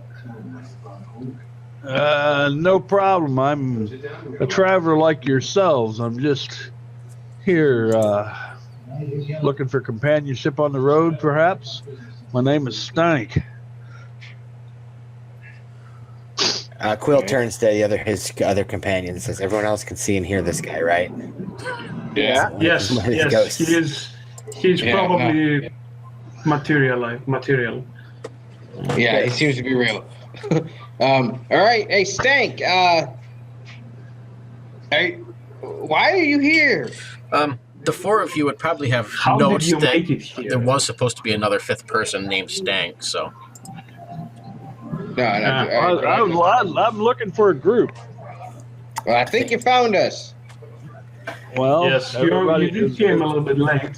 Hey, come Yeah, over well- here and look at this window here. All right. I'm not sure you want to do that. Why is that? It would have been funny, Quill. I don't know. The last two guys that looked through that found it pretty disturbing. Yeah, I'm actually going to cast a detect arcane as I approach. The sense magic or detect arcane? Yeah, sense magic is what it is. I have. There doesn't seem to be. Well, I mean, Arago and Quill obviously come across as some sort of arcane nature, some sort of magical things, but otherwise, doesn't seem to be anything magical in the area.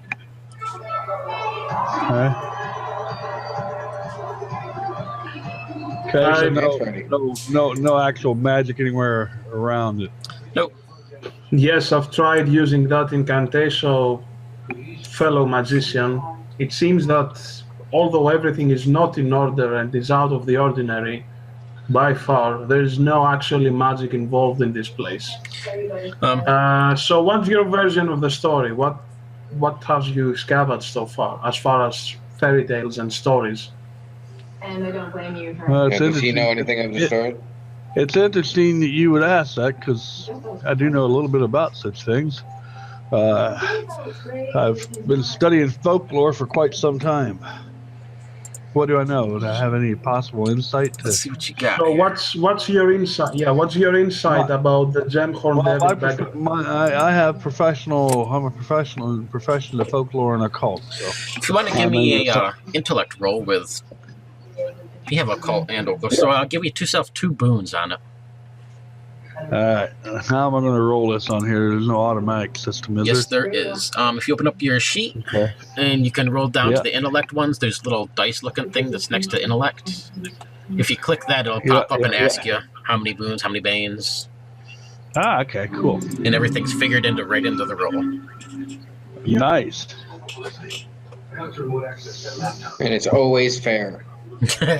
Unless your name is Grubane. Alright, what do you got? A 14. Now I do have a problem with the sheet. It when you go to the spells I fixed that today. and you click on add a spell. Yep. But then when you add it and you click back off of it, it disappears. Disappears? Still, I just tried it. Oh. I was going to say, I So I thought have all my fixed it. spells currently under notes. So Okay, let me look. Yours worked for you, didn't it, Ergo? Excuse me? Did your spells go in No, okay? I didn't. No, I didn't. I mean, I did try one spell and it did work okay. But I think you have to put some data. I mean, let me actually try one. well, I'll put the data in there and try it. Because yeah, I mean, I had the same problem also with weapons. Okay. 1 second. I bet you I can. yeah, I mean, I think you have to click the dice in the spell, and then you also have to say what stat you're gonna use, like intelligence, strength, and so on, Yep. and then add the boon and banes, and the result will come up. I think but we're asking about entering them into the sheet. Yeah, into the spell sheet. It should be good to go, Kelly. It works fine on mine. All right, perfect, good. So yeah, let me look at it and go off of it. Yeah, you fixed it apparently. Good. Okay, great. I'll add up this as we go then. I'll do Okay. your weapon for you too, real quick. Okay. Yeah, right now I have a staff and a sling. Okay, let me hop over and it probably changes. Well, it changes video or screens on your screen for just a second. Yeah, it does. Sorry, I see you're moving. Let's see. Well, I made my intellect check. It looked like. Yep.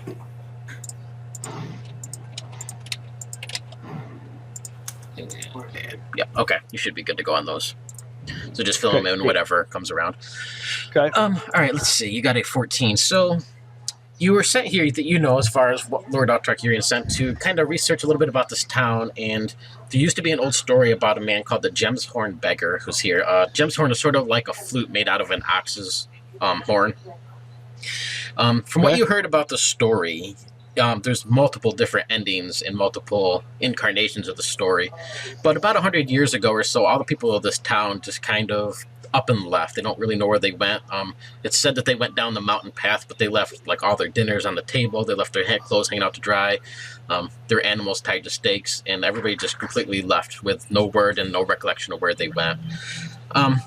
From the different folklore tales that you've heard and stuff, you know about the Gemshorn Beggar, who was this beggar guy who kind of went from town to town.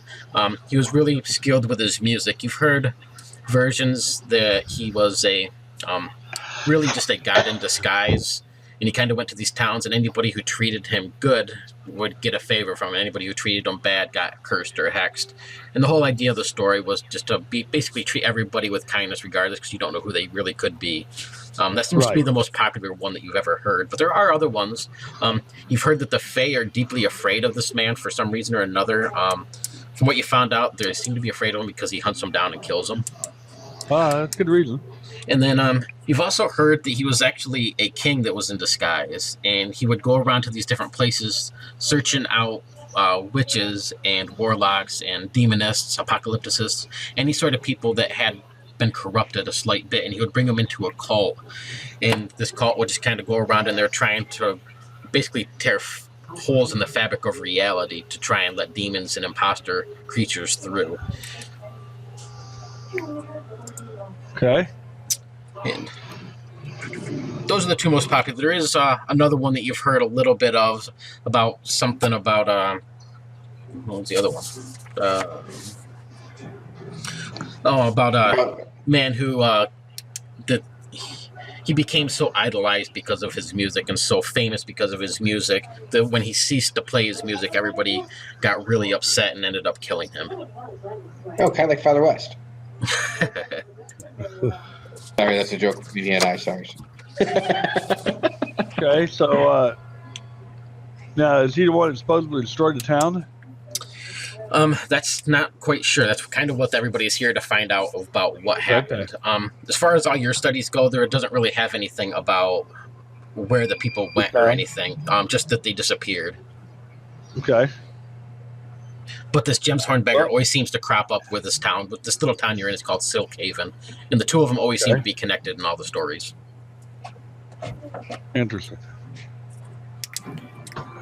I have a Okay, so go ahead. And to catch up on what happened with us, we've seen, some of us have seen a being that looks like that thing that you'll see soon.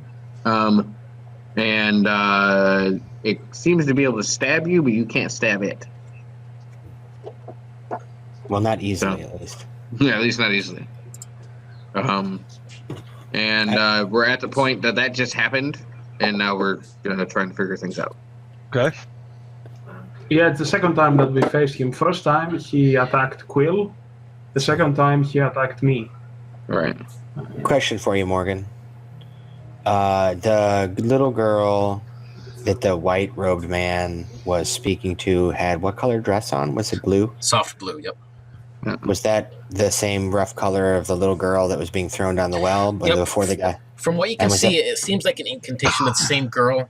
The one in the church was much younger, like maybe 12, 13, where the other ones that you seen being thrown down the well and burned at the stake were closer to 20 in human years, somewhere in that area. But it looked like it could be the same person. Yep. The same girl. And what about the color of the blue light I saw the night before? Same blue or different blue? Nope, same blue. All right. So there's this girl who got tortured to death by these people because they thought she was a witch. Yeah. But something else. Now, do we know anything about this little girl? No. Is no idea where she lived or where her body is or anything like that? Well, this might be a little bit of her bones here by the stake. But we could look around and see if we can find anything interesting in because the village is surrounded by like the foundations of the old homes. We could search the area. Otherwise, it's that the only places we are thinking are available to go are down this strange well that seems to be like magically. It's about 2 foot in diameter or so. 2 feet. Did I sense any magic from that well? Nope. I can tell you there's something going on with it because it's sometimes 10 feet, sometimes it's been 2 feet, sometimes it's been 4 feet, and anything in between. Well, it depends on who's looking at it. Have your eyes checked. Well, I haven't been drinking or nothing today, but I'm telling you, it's changed. What I'm going to tell you is this. I don't like that window. And she bends down, picks up a nice round stone, reaches into her pack, and pulls out her sling. What was in the window? You can go look if you want to, she says. Well, I'm obviously not going to look since you're obviously telling me something strange. But you could be nice and tell me, I guess. Well, it's not pleasant. It still has to do with that same guy that everybody hears about. The paces seem to be weird. It needs to go, and I'd like to swing and try to throw a rock at that window. See what happens. The rock kind of smashes through it. When it does, you can see all these shards of glass explode behind it, and they kind of start to rain down on the ground around it. Everybody, give me a strength check, please. Wonderful. Flat. Yep. Woo! That was interesting. Let's see. Quill, you're good. Edge, you're low. Ergo, you're low. Star, you're good. Hold on a second. I'm about to make mine here. Yep. No boons, no banes. No boons, no banes. Those of you that fail, it feels like your body just kind of drains and you feel like you're moving in slow motion, like your limbs feel really heavy when you lift them up or you try to move or whatever. You can see all the glass from this window raining down on the ground, and then it just stops, like almost like time stops, and it all comes back up and the window reforms itself. Or like it was hit on rewind. Yep. It goes on rewind and it all just kind of whoop back up into the window pane. And we all saw that happen. Yep. Or just the people that... Nope. Everybody felt it. It's just Ergo and Edge. You guys just feel like drained of energy why this happens. Like the wind's been knocked out of you for the moment. So, yeah. I guess a sudden voltage fluctuation. There you go. Yeah. That's an interesting trick there, Quill. Yeah, I guess that window's not going anywhere. If you look in it, there, Stank, and I don't recommend doing it, you'll see this horrible defaced looking man playing the bone flute, leading all the townsfolk out of town up into the woods, where the reports tell us most of them, maybe all of them, died 100 years ago. So this is the guy. Oh, it's like a ghost? Well, I guess. I mean, I don't know if he was a ghost when he was leading them out, but he's like a ghost now. And 100 years ago, he led all these people to their doom. And it seems like it's the same guy who was burning the little girl at the stake and so on. Attacking you. Yeah. What a nasty kind of guy. So he's attacked you. Yeah, this is where I point to the Quill's this spider-looking guy, right? Robot. And so he points to this damaged area on his shoulder and attacked my friend over there as well. I don't know if it's because if it was random or that he just doesn't like clockwork. But I was about to say, he's only attacked clockwork so far, so that's kind of strange. I'd go back over to the well. Was he a clockwork himself, you think? He looks like a human. I don't think so. The well takes up pretty much the whole town center at the moment. It's good 30 feet in diameter or so when you get over there. That's rather strange, huh? When you look over the edge, it just goes down into blackness. You can still hear the water lapping down there and like splash a little bit, but you don't see it. It just goes into blackness. Hey, Kelly, watch this. And Quill picks up, or Stank, sorry, watch this. Quill picks up a rock and throws it in the well and says, now listen. Okay, I'm listening. Exactly. Me too. You hear just silence. You never hear the rock hit the water or nothing, even though you can hear water down there. No splash. No splash. That's weird. Nothing goes that deep. Quill's gonna light. I have a torch, so I'm gonna pull out a torch and light it, and say, "Let's see what let's see what happens now." Holds it out, just drops it. You can see it lights up the side of the well all the way down through. When it gets down probably good 30, 40 feet, it just kind of fizzles out. You can see that it went into what looked like it was water or something down there, but it doesn't make a sound. It just fizzles right out and goes out. That's strange. Maybe it is a liquid, but it's way too thick. Right. Maybe. So now, it's still 30 feet across right now? What, the well? Yeah. No, it's only about 4 foot. Lovely. Did it change while we were all looking at it this time? Yeah, it seems to do it all the time on us. She just giggles. This Is there a like a gable over the top so that we can put a rope and put could we throw like a vase or something and see if we can capture any liquid that might be there and put it back out? Any magical explanation what this might be? No, there's no magic around here. It says, man.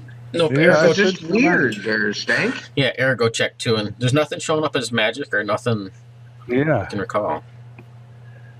We got something has to go inside this thing. Something. And she's like, I volunteer to go in the hole. I don't have any problem with it.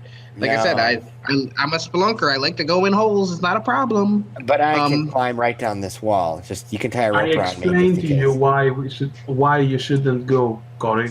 Is there anything else around here at all? This is it. I mean, Stank. Mr. Stank. Yeah. You do notice one huge thing about Star. She's impregnated and probably halfway through the pregnancy. Great. Okay, so you may think it's a little strange that this pregnant woman wants to do all these things. Yeah. I just say for me, it's like, she's an orc. If she was an orc, I'd understand. What are you? I'm a human. Oh well, in that case, don't understand. Well, see, the thing is, I can just crawl right down the wall like a spider. As you can tie the rope around me to pull me up, but if anybody's going down there, and I only weigh, I'm half size, so I only weigh, it'd be easy to pull me back up. So if anybody's going down, it should be me. And if you're asking about what else there is around, well, we haven't done a thorough search of the rest of the town, but we kind of gave it a once over, and it just didn't seem like it seemed like this was it in town. But we did have several people have seen visions, and the stories report that all of the townsfolk walked up these paths to the whatever it is, north or whatever of us, up into those woods, up that mountain, and that's where they all died of either froze to death or something butchered them. So we could go look. We can go up and look there. Or I think we should look there before we go jump into a well. Okay, I actually walked over about 30 feet or so to an old house. Old house. Yeah, an old house. So you guys can see Edge kind of creeping over to where this old house foundation is at.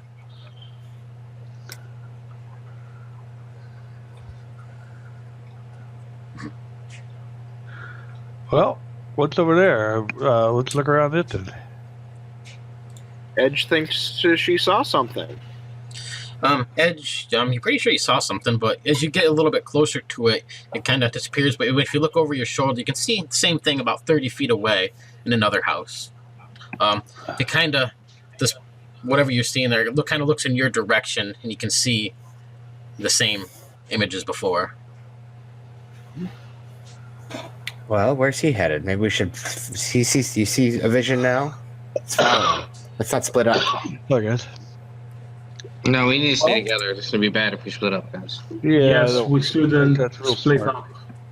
Edge will go to where he saw the person last. I will follow Edge. Yeah, I'll go over where he is. So just Mm-hmm. You can make see, sure he doesn't wander too far. yeah, when Edge kind of comes over and he kind of looks around, Edge, every time you get a little bit close, you know that it kind of disappears, but it always stays about 30 feet away in another housing foundation every time you move around. Who followed Edge over into the house, the little foundation house? Stank and who? I'll follow over. Yeah, to where he is. I did as well. Cool. Yes, Nice. I did Okay. as well. I think the party is followed. As Edge kind of comes in here, you can see he's definitely looking to stare at something in the distance. But as the four of you walk in, you step over this foundation. You see that you're standing in the middle of a living room. It looks like very old furniture cast aside to the one wall. On top of the table is a deer carcass that's been split open and gutted. You can see it looks like it's being portioned up into meats. Over on another wall, you can see bits of the different meats and the different slabs of meat hanging in a little smoker type area. There's a woman or a younger girl in a blue-colored dress sitting at a table cutting up some pieces of meat. And when you hear something behind you, when you look behind you, you can see this man coming through the doorway. You can see a hunter's vest that he's wearing. And he has, looks like several rabbits in his hand. He drops them on the ground. He looks at you with this snarly looking grin, and you see the same guy again. And you see he just like rushes right towards this girl and grabs her by the hair and starts to drag her out the door.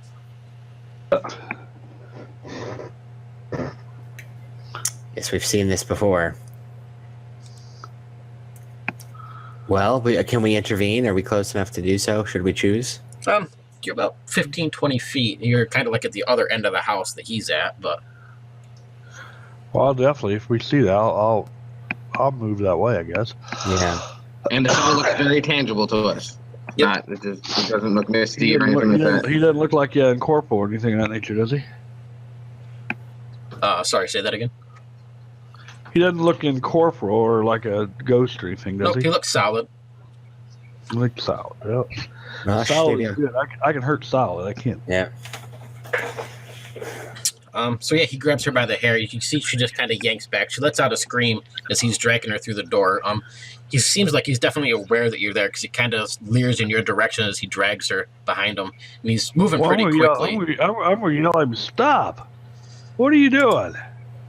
Yeah, he doesn't return anything. He just kind of smiles an evil sort of grin. I've still got my sling in my hand. I'm gonna try to throw a rock at it. Yeah, me too, actually. Okay. Star, why don't you go first real quick? Yeah, it's coming real quick. Anything on it? Nope. Okay. So I get my trickery, and here we go.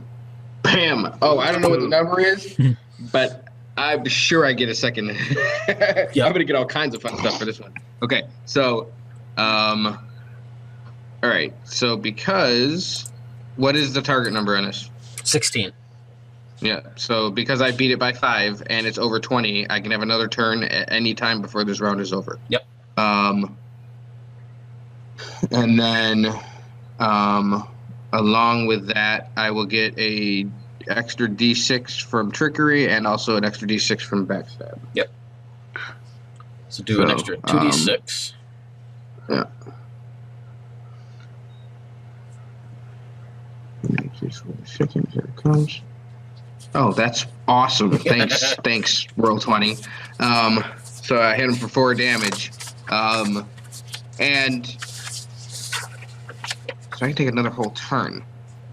So Go ahead. You can see the stone. It looks like it kind of penetrates his body a little bit. It kind of like sinks into it, and then it kind of like you never see it actually come out or anything, or like it doesn't like thud into him and fall or anything like that. It's almost like his body swallowed it. He does kind of make out this sort of grunt sound, and it actually materializes. You can actually hear him kind of grunt from the pain of this. Anybody else want to go fast? Or you still got your extra thing too? I'm going to do a fast magic dart at him. All right. I think you get an auto hit with that, don't you? I do. Yes, it's auto hit. Yeah, dart. Kinda like A magical dart flies from my finger, automatically hits, providing an undisturbed path. He takes 1d3 plus 1 damage. So All right. Roll that up. yeah, getting ready to. I'll roll D6, half it. 1, 2 points. Woohoo! You can also do backslash And you roll can 1 die roll. 3. Yeah. You can roll 1 die 1, 1 die 2. You can do all kinds of stuff that doesn't exist. Yeah. Okay. Well, I got did 2 points too. Right. And I'm shooting a sling as well. Okay. Go for that. massive attack. I did. Oh my goodness. You rolled a 1 there, don't you? No, you rolled a 3. I Okay. did. No, he You rolled rolled the a wrong. I rolled a 1 on the 20. Oh. Give me a 1 die 100. Say that's the second in a row, mind you. Nah. Really? Apparently, you're Gervig today. He's bad. 38. I still don't know what 27 did. All right. When you That's a good thing. okay, well, Maybe. I will text this one to you because I don't want to say what it is, but I'll just message it to you real quick. Anybody else want to go fast? No. All right, how far away from me is it? About 20 feet. No, I'd like to take my second one as a slow action. It's a slow action. Yes, I will also go slow, Morgan. Okay. What about you, Edge? No, I don't think I see any of this. Because I'm looking off in the distance somewhere else.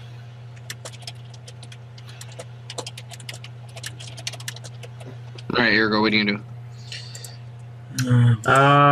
I don't know. I guess I kind of think that if I attack him right now, it will be fruitless. I will kind of lose my spells for nothing. Because we have tried to battle him before, and it was fruitless. So I will try to take cover, and I will see like where I have to use any real spells or not. Yeah. All right. So Okay, I can so take another, right? everybody else is going slow, right? Yeah. Okay. Actually, he kind of pulls his cloak over around him. I need a will save with 1 bane from everybody. Okay. Not interested. We'll save with 1 bane. 1 insanity, What? Quill. Ergo, you're good. 1 insanity, Edge, and 1 insanity, Stank. So all 3 of you are frightened for the moment. You can hear all these vase. His cloak, by the way, for those that didn't, or I think Stank, it looks like it's a basic huntsman's cloak. It's made out of some leather or some sort of tanned hide, but it has faces of humans and fae and different bestial creatures all stitched into it. And whenever he kind of pulls it around, they let out this cacophony of moans and pain and screams that invade your eardrums and kind of invade your mind a little. Yeah. He pulls that around. You can see. Sure. He kind of just rushes. As he runs forward from you, it's a loud crotch rocket. Yeah, sorry. This dude loves driving around my neighborhood. Oh my god. He drags the girl around the corner, and his body, everything just disappears. When you go to run and look at where he's at, he's gone, as if he never existed. Interesting. Again, this is Stank. This isn't the first time we went through this. Okay. Yes, I would turn up to Stank, and seeing as you're a capable magician, that you have indulged yourself in the arcane arts, I would recommend you that you should reserve your powers. Okay. Well, now I know. But it seems to be slightly susceptible to physical attack. Okay. Yes, that's Seems to it, be. but we have no idea until we actually face it. She walks right up to Ergo and goes, "I hit it." And pokes at him. Yeah, Quill walks over to you guys and just looks at you and starts going. And is completely puzzled. But is silent. Yeah. This makes no sense. I've got Okay, so 2 things, I think, guys. We either need to find out what's in that well or go over to where maybe they all walked. If we go over to where they walked, maybe we can see what's over there Yeah, check out Yeah. the wood first. before we get stuck in a well. Because I bet you that was going to happen. She says so funny. I kinda look at Quill. Like, was he trying to speak and he wasn't able to speak? Yeah, when he says anything, there's just no sound. From Quill at all? Yeah. Oh, lovely. Okay, so one head bump is yes, two head bumps is no, right? Okay. Wonderful. Would you like me to check you? And that will involve it will involve me shutting you down. You can always answer no. Mhm. It's up to you. Okay. So I will shut him down and I will check like if I can fix him. Why don't you give me an intellect? Okay. You got your medical things. I'll give yourself one boon. I am actually an engineer and a medical. Right. I do not know which of the two would be I think both. Give yourself better two. for this situation. Do 2 boons. They both will come into play here. Hey, Morgan, can we No take a couple brain. minutes break here to come? Yep, I was going to in like 3 minutes too. Okay, so It looks like whatever it is affecting them, it seems to be more magical in nature. It's not more like a silence spell of some sort or something like that than anything physical or mechanical. So do I assume that it will fade away at some point? Yeah, it looks like it's probably only temporary, but you don't know how long. Okay. Wonderful. Well, I turned him on again and I told him that you have been magically silenced, and this spell apparently has a duration, as every spell, but we do not know what the duration is, so it might be I have the knowledge next of second magic. until. I have knowledge of magic. Might I know how long it'd be? If you want to make her Yeah, check, exactly. yeah, go for it. Give yourself 1 boon.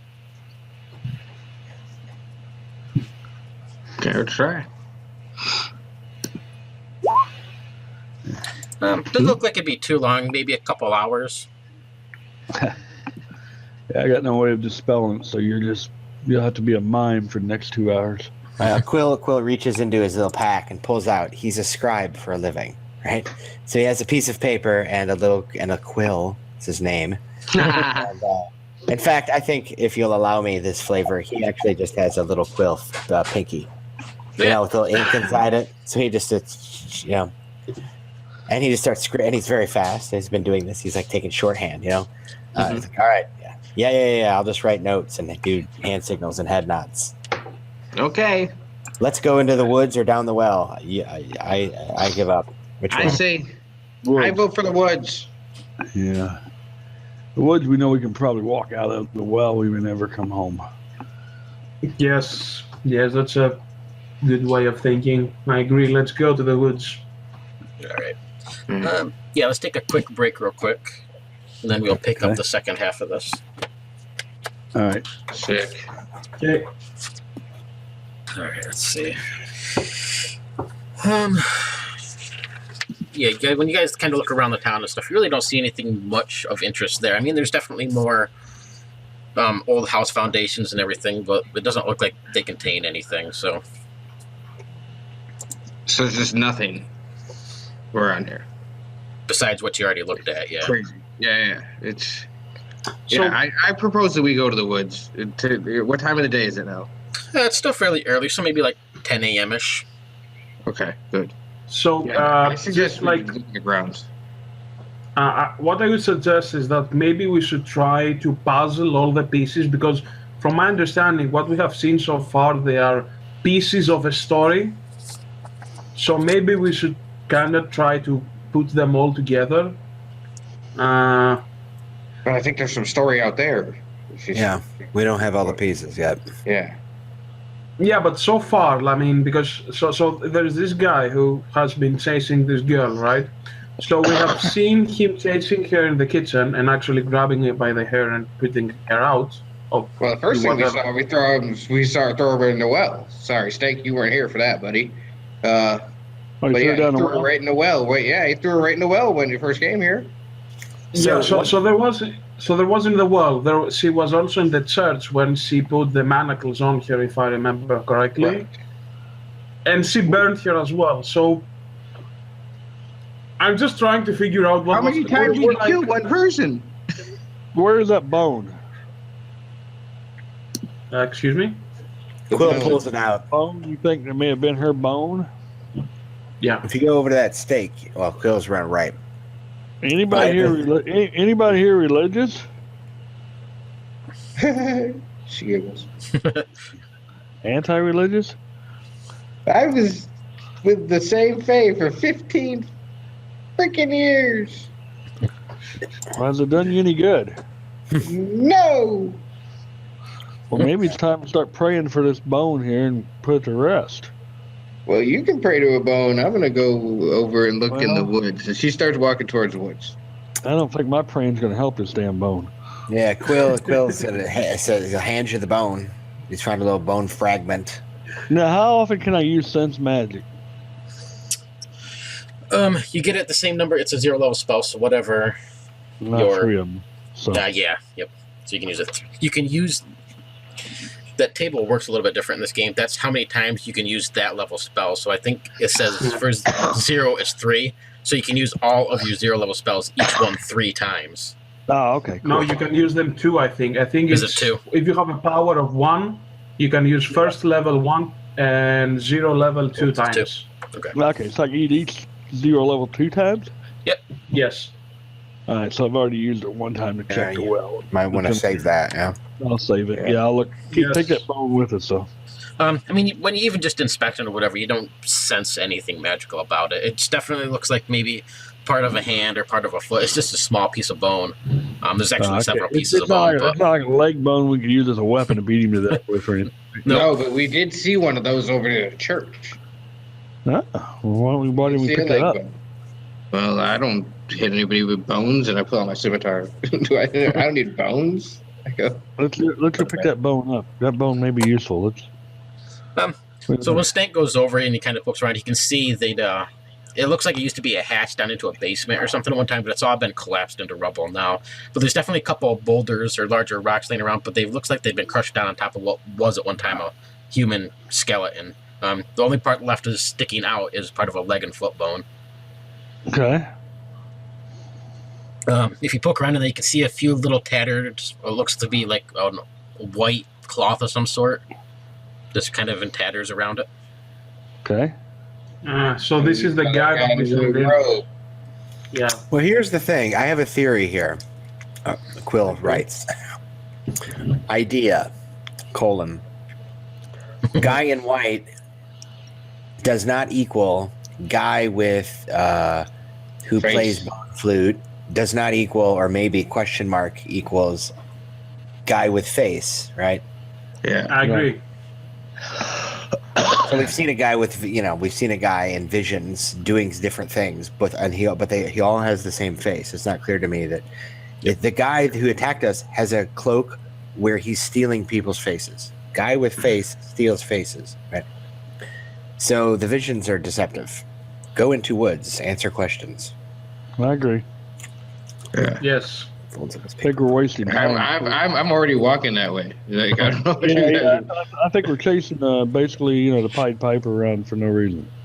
Yeah. Well, I'm gonna walk out of the town like it wants me to. I Let's think. go. Yeah, let's go. All right. Yeah, you can skip around through the town here, and you kind of wander over towards where this path leads into the woods.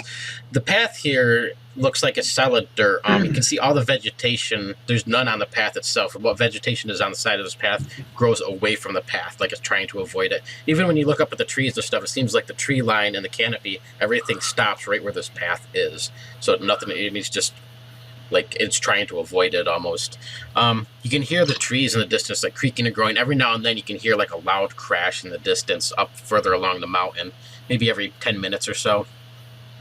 You smell fresh flowers, like tulips and all sorts of spring-based flowers that really wouldn't be out this time of the year. But it's a very sweet, flowery sort of smell, but it's mixed in with a little bit of like a salty sea air and death. You get that rotting meat sort of smell and the smell of the sea, the salty fish, briny sort of smell. As you're kind of walking down this path, looking around and stuff, you realize that, when you suddenly come to or whatever, you realize that you've just been daydreaming for quite a while as you guys have been moving down this path. The sun is actually quite a ways in the horizon now, and you can see like it's starting to give a deep red glare over across this whole forest canopy, this pathway that you're going. It seems like, it's more closer to night now, even though you left the town earlier in the morning. Like, it seems like hours have passed, even though it only feels like a few minutes. Up ahead, there's a little bit of a clearing in the distance you can see. Great. I thought the well was the one we would go into and not come out of. Well, that's Yeah, well, Press You on. gotta go to the clearing. yeah, let's just see what's there. Come on. Yep. Somebody roll me a 1d4. Or, I'm sorry, a 1d6. Don't everybody jump. All right, star 3. All right, as you move up into this area, you can see these, looks like an old stone table's been crafted into the center of this clearing. Several stones on top of each other. The top one is like a large oval disc that's been set. You get a little bit closer, you can see that there's an iron rod that's been hammered down through all 3 of them, holding them together. There's 3 large pillars, about 3 yards high, on each side of this table. Every one of them is decorated with, looks like ruins of trees and flowers, plants, animals, and old cave painting type things. Just off to the side of where this little area is, there's another pillar. This one's probably about 20, 30, or 20, 25 feet high. At the top of it is a skull. It looks like a deer skull, or a stag, or some sort of horned creature. You can see the antlers come up, and it's a triangle-shaped pyramid. So there's 3 sides, and each of the 3 sides has the stag skeleton, or the stag skull at the top of it. Cool. piece of paper. Yeah. So Quill's going to try and speak. Does sound come out? Do you have any connection with nature? I don't think so. No, not at all. No, None. so nope, nothing. So no sound comes out of my mouth? Nope. Huh. It hasn't been 3 hours yet. Okay. All right. Yeah. Wait, it hasn't been 3 hours, but the sun's going down? How is that possible? Quill still can't speak. Eugene knows how many hours I'm silent. Quill doesn't know that, right? So Quill says, You're just pulls like, out a what? piece of, pulls out a piece of paper. So rolls and writes elk horn symbol on the white robed priest. Same symbol, right? Yep. It's just like the religious. This must be their maybe he was a member of the religion that practiced here. Let's look around. Okay. Yeah, somebody- I'm all for looking under and investigating. Anything I know about this Elkhorn figure from folklore? Yeah, you'd probably know that it is the Horned King. He was an old god, kind of dedicated to nature, druids, your typical tree hugger sort of god. Can you give me a perception check, though? Yeah. You have those, so give yourself 1 boon as well.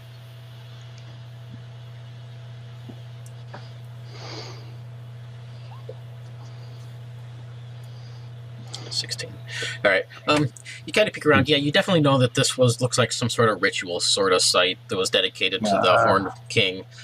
He's not evil or anything. He's pretty a neutral god, and he's basically just followed by the druids and the nature god. When you look up at these skulls, though, you can see this thick purplish colored smoke start coming out of their nostrils, and it kind of wafts down around the ground. It looks like it's slowly kind of drifting out of their nose, but when you look down on the ground, you can see that it's already knee-high, and it's just covering the entire clearing in this purple sort of fog. Star, Edge, and Ergo, all 3 of you can feel like something grab a hold of your feet and start trying to drag you down into the fog. Okay. Okay. Let me move away. Yep. Yeah, I can still move. It's not Right. letting you. Something's grabbed right a hold of your legs, trying to drag you down into the ground. It feels like. You can feel your feet, your body start to sink down into this fog. It feels like you're literally being dragged down to the ground itself. Okay, well, I do have a rope. I try to throw it to somebody who is not to try to drag me. I'm going to. All 3 of you can mark the grabbed icon in your reference pad tab too. Yeah. So I'm free. I have free movement. At the moment, yep. Actually, when you kind of come over and you look to your right where this ritual sort of place is, you can see that this soft blue-robed girl is laying on the table. She's sprawled out, and you can see it looks to be like an iron piton or something that's been stabbed down through her chest area, stomach, and into the table. The man behind her kind of looks up at you, and it's the same guy again. You can see that he has a pair of iron shackles that he clasps around her ankles that are tied to or run down to the base of this stone pillar, and her arms as well, so that she's held in place by these iron shackles and this iron piton thing that's going down through her chest. He kind of pulls out what looks to be a small dagger and throws it in your direction, Quill. Damn dagger again. I know. Well, at least he threw it this time. Like, we can keep it. Yeah, hang on to it. It Are you disappears. gonna catch it? I'm gonna catch it, need it, man. I'm gonna catch it midair. What's your defense at the moment? 14, 15, 16, something like that? 14. Oh my god. So I need a will check from you, too. Oh no. All Who's the the bad two? things. Take 4 Okay. damage. Yeah, you can see the dagger like bury itself into your chest plating again, Quill. When you look down, again, it's just like seems like it's gone. There's nothing there. There's definitely damage left of it. And when you look up, you can see this guy. He kind of takes his cloak and whips it around. It comes across the table where the girl is and around him, and then he's gone. He attacked me again. I'm gonna skitter up onto the altar, in part to get out of the purple fog. Okay. And while doing it, I'm going to use my rogue's nimble recovery ability to do a little healing. Okay. Ergo, Star, Edge, what are you guys doing? Well, you can feel these things like pulling you down into the ground. When Quill and Stank look across, you can only see like the shoulders and heads of these guys as they're being dragged down into this purple fog. It looks like the fog is really only maybe 4 or 5 inches thick on the ground, but they're like being dragged right down into it. They look like they're swallowed into it. Yeah, that's never good. I'm going to try to back out of it myself before I get there. Okay, can I move or can I not move? Can I reach out and grab whoever's nearest to me and try to pull them out? Throw me the rope, Ergo. Yeah, you can try. You'll basically give them aid. In order to be ungrabbed, they got to make a strength check. Or Or agility. I'll check, try to right? give them an assist and pull on them. Yeah, try to help them. So that'll give them 1 boon on top if they want to do that. Okay. So I will throw my rope to somebody who is willing to help me get out of here. Quill's waving his hand. Okay, I throw you the rope. I'm going to and quickly someone- loop it around the iron spike. It's still there, right? The iron spike? That wasn't part of the dream, right? Nope, that's gone. Okay, then I'll loop it around the altar Okay. itself. Yep. Hold on. Okay, so can I drag myself? Can I try to pull myself? Yep, if you want to make a strength or agility, your choice, with Who 1 can I boon. grab? They both suck, but I'll try strength. 1 boon, right? And they put- Okay. Okay. Grabbed is... You need to escape. There's a... Where the heck is the... Oh, right there it is. Let's see. Strength or agility versus their strength, so I gotta roll the strength for them real quick. What did you get, Ergo? 15? 15. And let's see what they have. I am stuck. So yeah, you're able to pull yourself free, Ergo. Pull yourself up on this Wow. rope to get where they're at. Okay. As you kind of come up out of this fog, you can see what looks to be like a rotting hand that's still attached to part of your mechanicals that kind of lets go and drops down into this purplish sort of fog. God damn it! Why is everybody trying to eat me? Like, if I had lungs and if I had, if I was a human, you could definitely, like, as soon as I get up the altar or whatever it is, I would do some heavy breathing. Like, why is everybody trying to eat me? I'm not even tasty. Star and Yeah, Edge, how about you guys? I have nothing. I think I got swallowed. Did you make a check?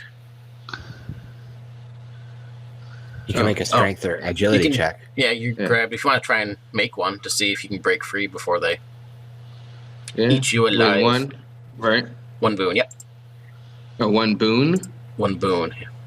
Okay. Because you got the rope. They're helping you pull free. Right. So.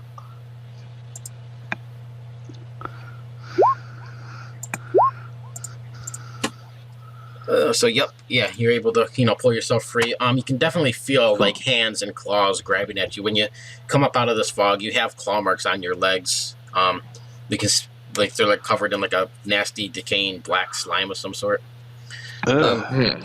Edge, you want to try and make a roll? Yeah, okay. Strength or agility, right? Yep, either one you want with 1 boon.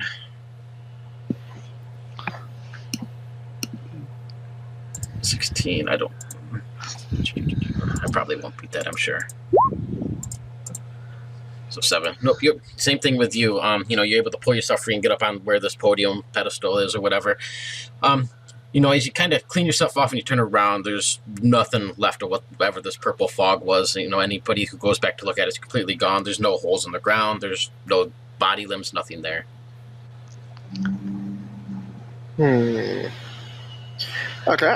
Okay, how high is like one of the stalls on the podium? They're about 20, 25 feet up. Okay, so I can't reach them. You could definitely. It's a rough hewn stone pillar. You could climb up there or something if you wanted. Nah, I'll just ask Quill. I mean, Edge will ask Quill to try to remove one of the stalls. Well, I can give you a crowbar if you like to remove them. Put it up and then like some fringes and like pop it out.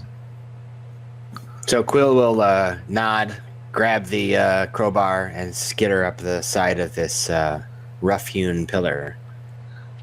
You try to take out one of the skulls? Gonna try, see what happens. Gonna examine the skull before I do so. It looks like a typical stag skull, or an elk, or some sort of antlered mammal.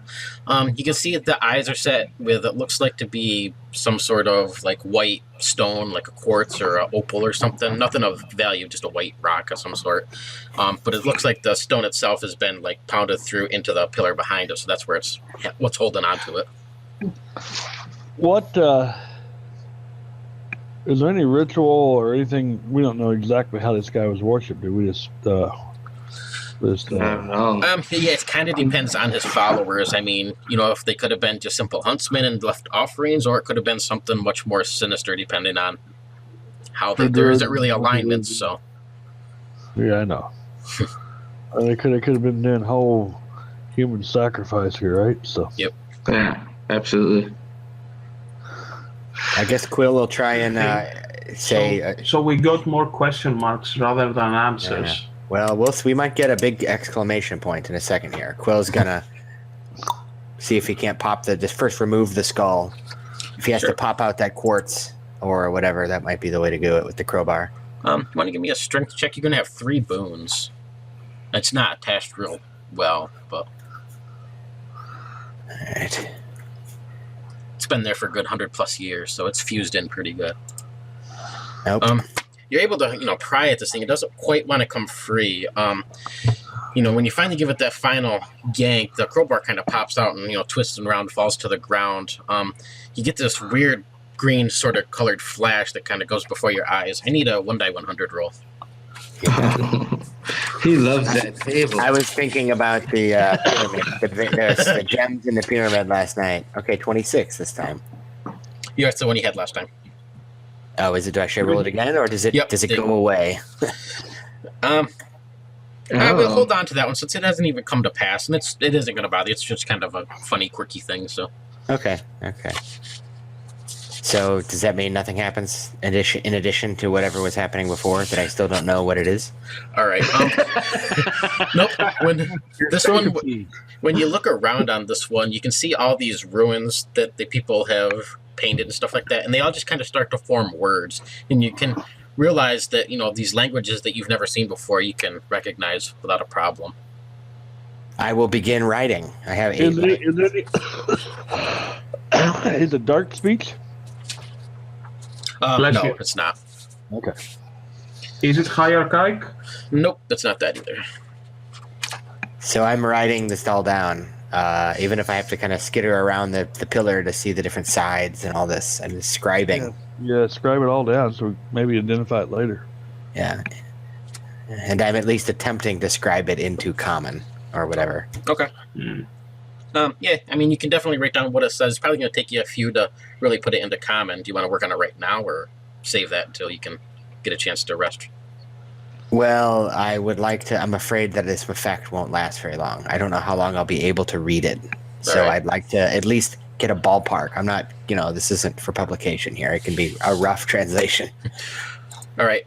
It seems to be saying something about, from what you can pick out, you see the words dream, you see the words water, you see the words smoke, see the word gem's horn, you see cabin, you see one more probably. What is it? Camp.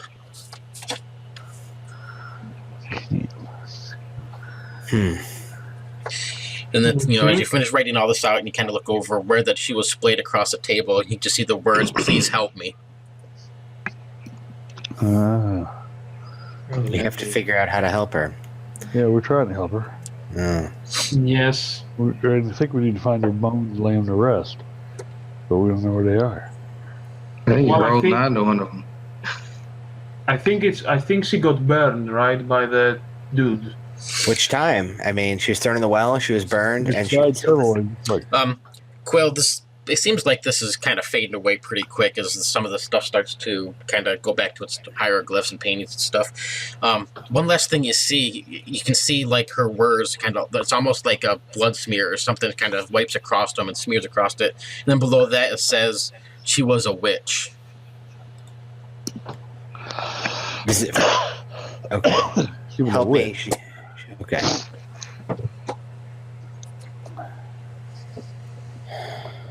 All right. I ain't never met a witch before. I will skitter back down the pillar and write on the page, for a moment I could read these runes. I tried to get down what I saw. I can't read them anymore. Here, and I'll hand over my scrabbled notes. So, And then I'll go look at the altar again and are they runes that I can't read, or are those letters completely disappeared, or Yeah, it just looks like gibberish to you now. was the blood pointing in any specific direction, or was it just No, random? it's just like smeared across it. Okay. Help me, she was a witch. And it looked to be in the same bloody hand, so to speak. Nope, it was two different writings. Two different writings. Okay. So you saw the words dream, water, cabin, camp, and what else? It was smoke or fog? Which one is it? Smoke. Or Smoke. Fog. Fog. Okay. So, there's weird water in the bottom of the well. We just encountered Yes. some purple smoke. I don't know where the cabin is, and I don't know We what did. counts as. I think we saw the cabin. It's where she was cooking and he got and he. Yeah, exactly. And then I don't know. This could be a camp. Does this look like a camp? This looks more like a worship place. doesn't Yeah. it? This looks like a ritual area. So that we haven't encountered a camp yet. Could you go through the We've words seen one more time? smoke. Yeah. Smoke, water, Erigo, what did you write down? Did you record? So I've written down dream, water, Yeah. cabin, camp, smoke, and fog. Now we have seen water, we have seen cabin, we have seen smoke and fog. I do not know if this counts as camp. We are still, maybe dream is the church. Well, dream is also the way we've been seeing all these. Is there a Yeah, path that heads out of this camp, of this area, like further?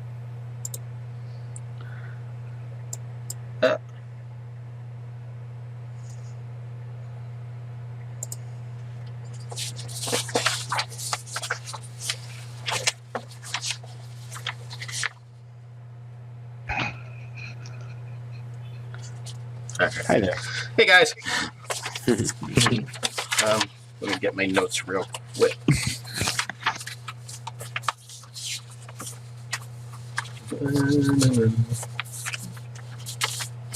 Yeah, actually, let me refresh a little bit very quickly. Where did? Go ahead. I'm listening. Oh, I was asking, does the path end here or does it continue?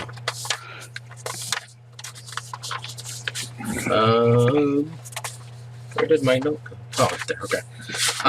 So when you guys look around, you can see this path down at your feet. All the vegetation and stuff completely grows away from it in this path. It goes off into the woods in front of you. The same thing with like the trees. You don't see anything. You smell the flowers, the salty sea brine, a little bit of death on this. You kind of walk down this path a little bit. You can see that you almost caught off in like a little daydream again, and you kind of move along. Next thing you know, it's nighttime. You don't recognize like this time that has passed or whatever. You can see a little bit of a clearing up ahead of you. Oh boy. So now we're 2 in. Is this like that what's the name of that forest in Zelda? So we'll Groundhog's Day. I guess we'll proceed. Yeah, it's like a. Oh, this brings back memories. Yeah, well, we gotta go forward, I guess, don't we? Yeah, go forward. Move I mean, ahead. if you look behind you, you can see the town is right there. Interesting. Define right there. Like literally, we could. Are you talking like a few It's almost miles? like you only walked 10 feet down the path or so. Stars parchment kind of hangs out of her patch a little bit as you walk behind her. Here it goes. So you can see a little heart with your name there because it's glowing in the moonlight. You hear a loud crash up in the distance. Probably, it's a good far up the hill, but there's like a loud booming sound. Interesting. Shall we go investigate that? I can tell you Pick up that. the parchment. Well, that's not like a real noise, like a real possibility of something real that we can actually tangibly deal with. So Yeah, I can tell you that the night before, Stank, when we camped outside of town, and I saw it. Can Quill speak? Yes, you can. Okay, great. So this is in voice now, and I'm writing notes.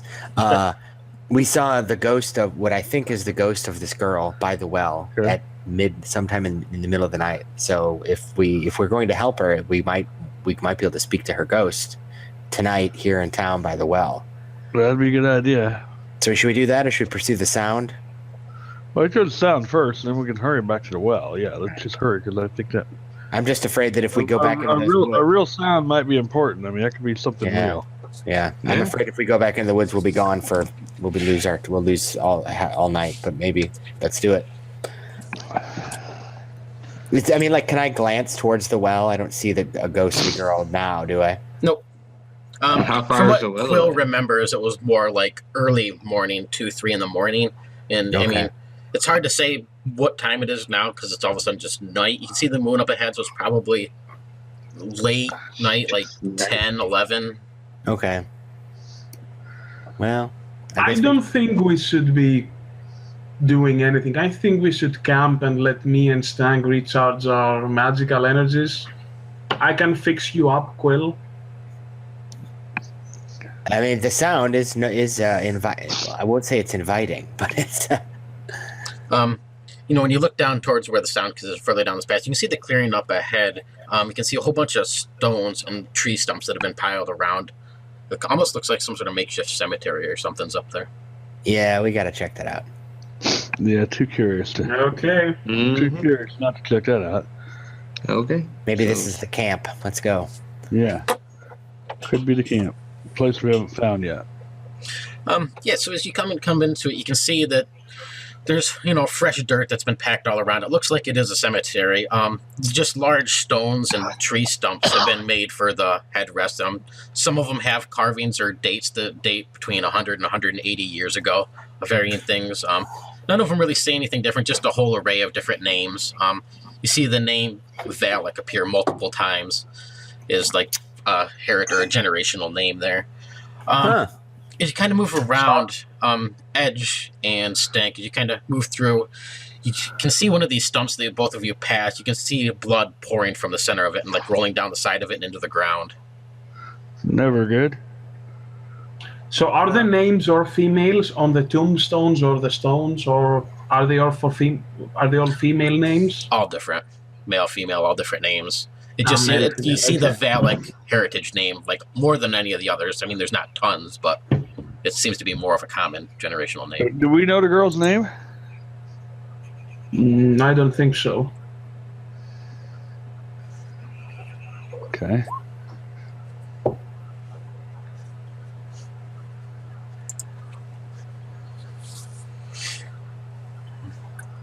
Well, that'd be a good starting point if we could figure out what her name was.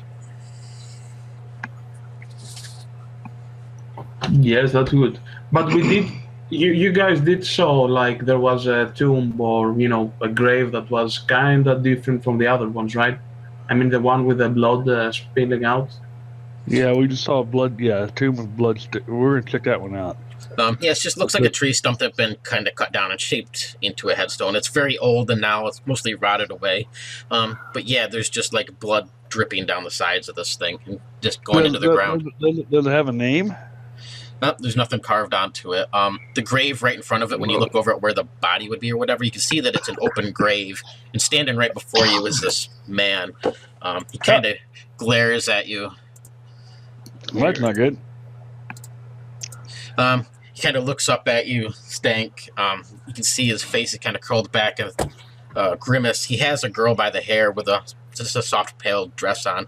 He throws her into this hole that's in front of you. You can see her like falling down into this grave pit, and then he just lunges in your direction.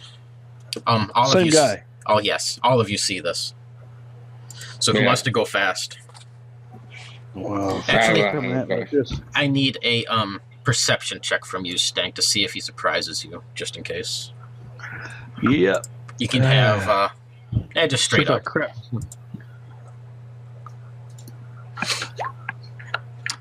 Yep, so you're good. So who wants to go fast? I will go fast if he's right on me. I don't have to close or anything. Yeah. Where are we in relation to this dude? Edge and Stank, you guys are right there in front of him. Quill, Star, and Ergo, you guys are off probably 10, 15 feet or so. You'd have to move and then attack, unless you have something I ranged. have some bad news. I died that going. Okay. Oh, right. You said that. Yeah. All right, well, I'll see ya. All right, no problem, Edge. Thank you. No problem. See ya. See ya. Yeah. Goodbye. Bye. All right. I'll just NPC him for the moment. Okay. Who wants to go fast? I'm I going do. to. Yeah, Quill too. Okay. I gotta go so I can move and then get up there. All right. He's got an ability that's going to let him go first, so he's going to swipe at you, Stank. Okay. That's a pretty slick ability.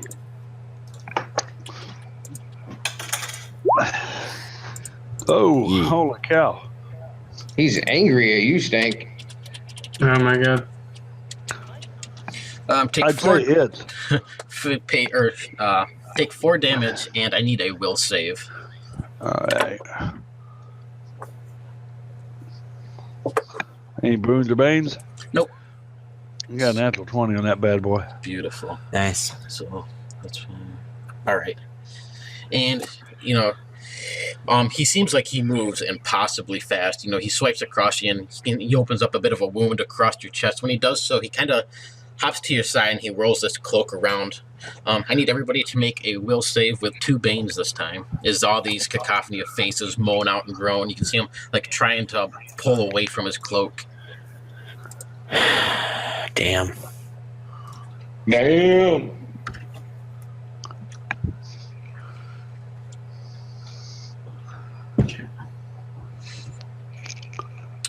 I seriously wanna burn that guy. Edge, let me roll for him. Stank. Stank. Okay, so that was for That's bad. Edge. Okay, start with Star. So what is this flashback that you have? Oh no. Today the flashback is to when I was in the Fae and they were training me to throw daggers, and every time I'd miss, I'd get one thrown back at me. All right. So as you have this flashback, you're also impaired at the moment. Don't forget. So you kind of crouch down. Yeah. Quill and Ergo, you next to her, you can see all these daggers like appear punctured into her chest around her and into her back, into her legs, thighs. All these little daggers sticking out. So, Quill, you got 1 insanity. Star, you got 1 insanity. Edge has 1, so you guys are frightened for however long your insanity score is. And then if you go over to your reference tab, it'll show you what frightened has. It's just 1 Bane, and you have to go slow. All right. Okay. So, anybody left who can go fast? Arago or Stink? Yeah, I'm gonna go. I'm gonna Okay, throw up so arcane armor. Okay. I have that and frightened. I have them both. That's right. Stink's doing arcane armor. All right. And Arago? I'm gonna throw an arcane dart at him. Go ahead. Roll the damage up. So a slash roll 1d3 plus 1. Yeah. Whoa, there you go. Take that, you piece of shit. Oh no! This arcane dart, it kind of explodes across his back. He looks in your direction and he kind of like flings something. You can see like the spinning blade coming at you, Arago. Okay. What's your defense right now? Did it seem to hurt him? Yeah, I mean, you can see there's definitely a scorch mark on him. Okay, cool. Oh, cool. What is your armor, Arago? Has it been 4 hours ever since I casted arcane armor? Yes. Okay, so my armor class now is 14. Okay. Damn it! Damn it, what you need? 2 times, man. 116 and 1. Oh, well, there you go. You can't have everything for your body, I tell him. There we go. Try that. 5. The other one was the wrong. Okay. So take 5 damage. This blade buries itself into your chest, Arago. This time it actually stays there. It looks. I mean, you can literally pull it out or whatever. When you look up, you can see him kind of leer and graph. He does stop for just a second. He says, "If you bring back the girl, she will kill you all. Leave her dead." And then he just disappears. So I can get his dagger, right? That's what dagger? Disappears. The one that got stabbed into me? Yeah. You said it was stuck there. Not anymore. Yeah, well, he disappeared. It goes with him. Okay.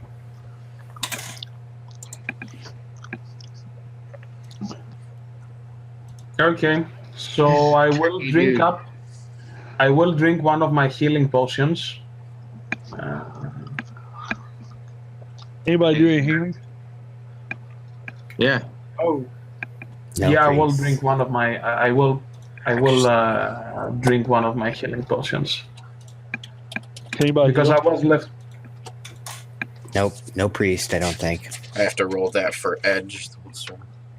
Yep. You see Edge over on the ground as he's like vomiting up piles of worms and maggots. Charming. Nice. Oh, wonderful. This looks like good lunch. Hey, so now am I still like that right now? Because we're not in.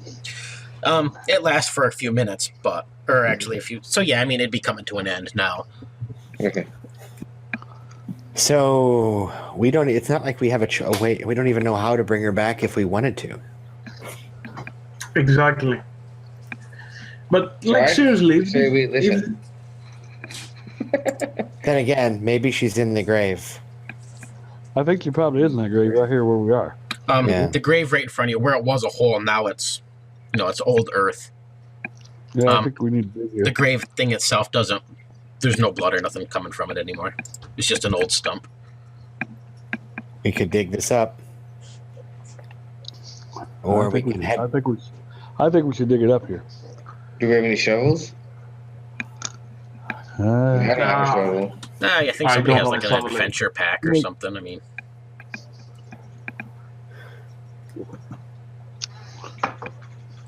We can use I don't know, a tool, doll, or anything like that, maybe. doesn't Ergo's hand turn into a shovel? Nah, I don't think I can turn my hands into. I can turn them into a wench, but that's a. I do have basically a toolkit, which is supposed to have like Yeah. different tools. So if I can use something to just like gather dirt, I will. I don't know. I will not start digging because I don't want the mud to get messed with my internals. So I would be able to give it freely to whoever wants to. I'll dig it up. Okay, there you go. So what does he hand me? A little spade shovel. Oh, okay. Yeah. There's a little shovel. Okay, good. I thought it was just like a wrench or something, and he's like, "Here, shovel with this." Like, oh no. You guys see Star get to work, and she kind of digs down. After a good 5-6 minutes of her digging away, it seems like she gets nowhere. When she turns back, it's just fresh earth again. The pile that she dug out is gone. Now, do I realize that? After a few minutes, yeah. Okay. I mean, So you're now- literally taking scoops of earth out, but when you turn back, it's like it's there again.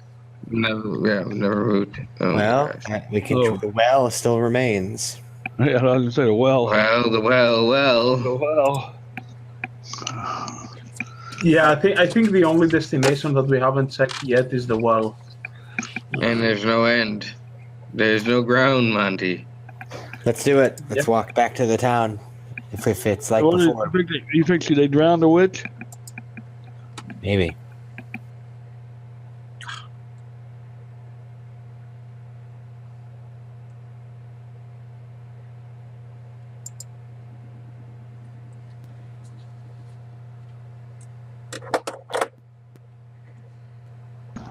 Well, honestly, I do not know if that guy is the evil dude or if the girl is the evil dudess, or however it's called. Do this. All right. Yeah, the dudess. Yeah, that's a new word.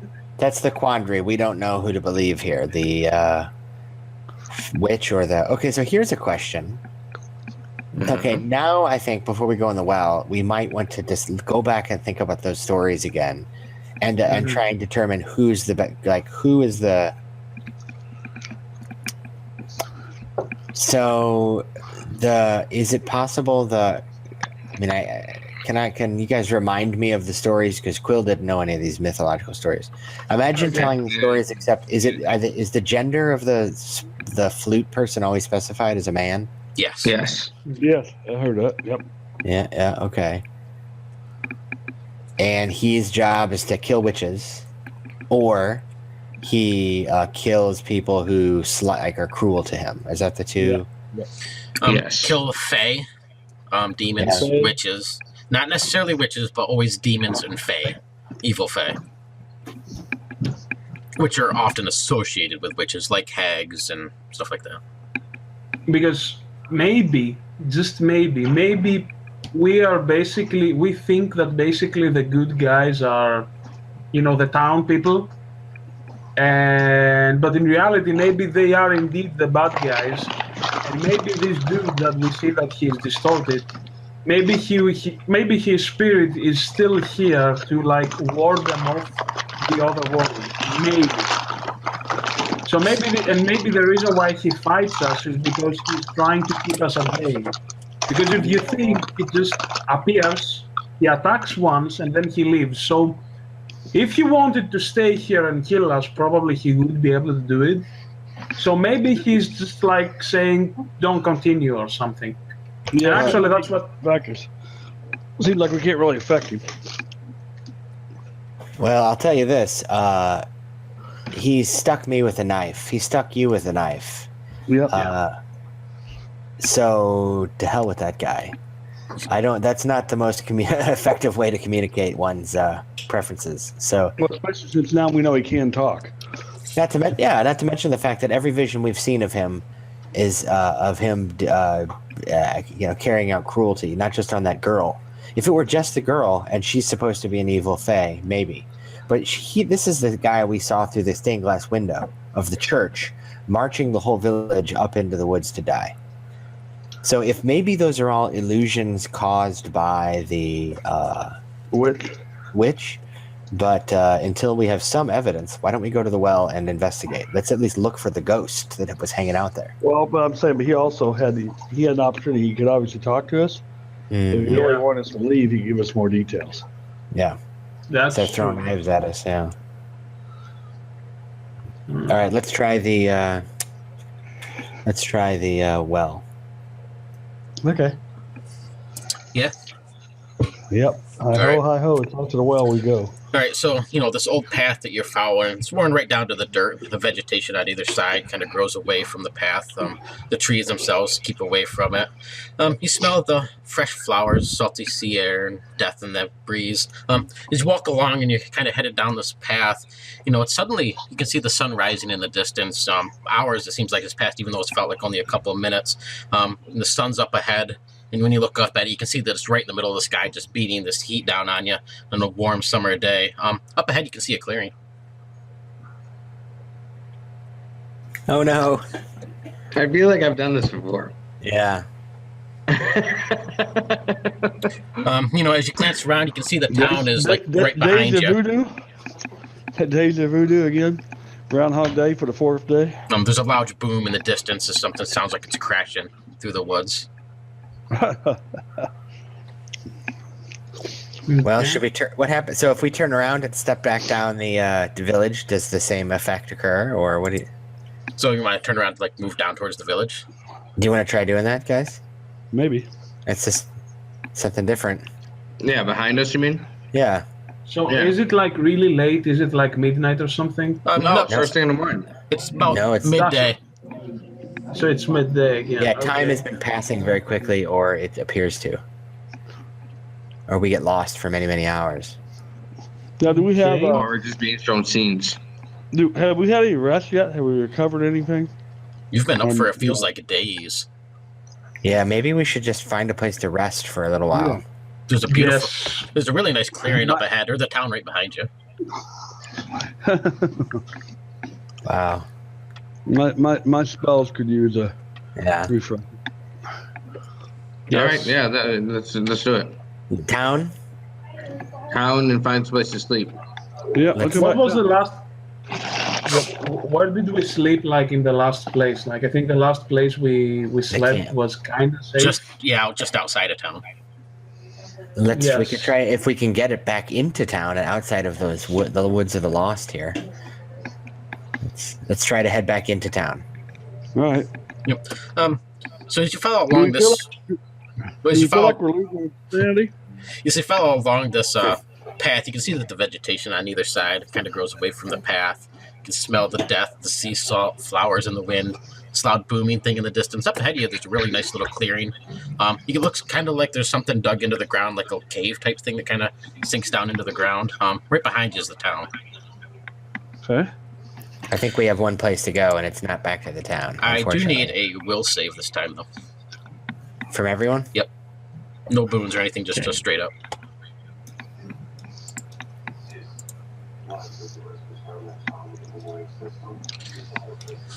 Nope. Skank and Ergo.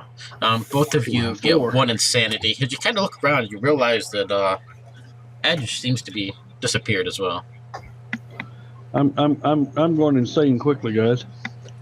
Yep. 4 points of insanity here. Wow. Oh, shoot, Okay. Ergo, I need a 1d100 roll from you. Okay, so it's roll 1d100, right? Yep, /roll 1d100. Okay. 27.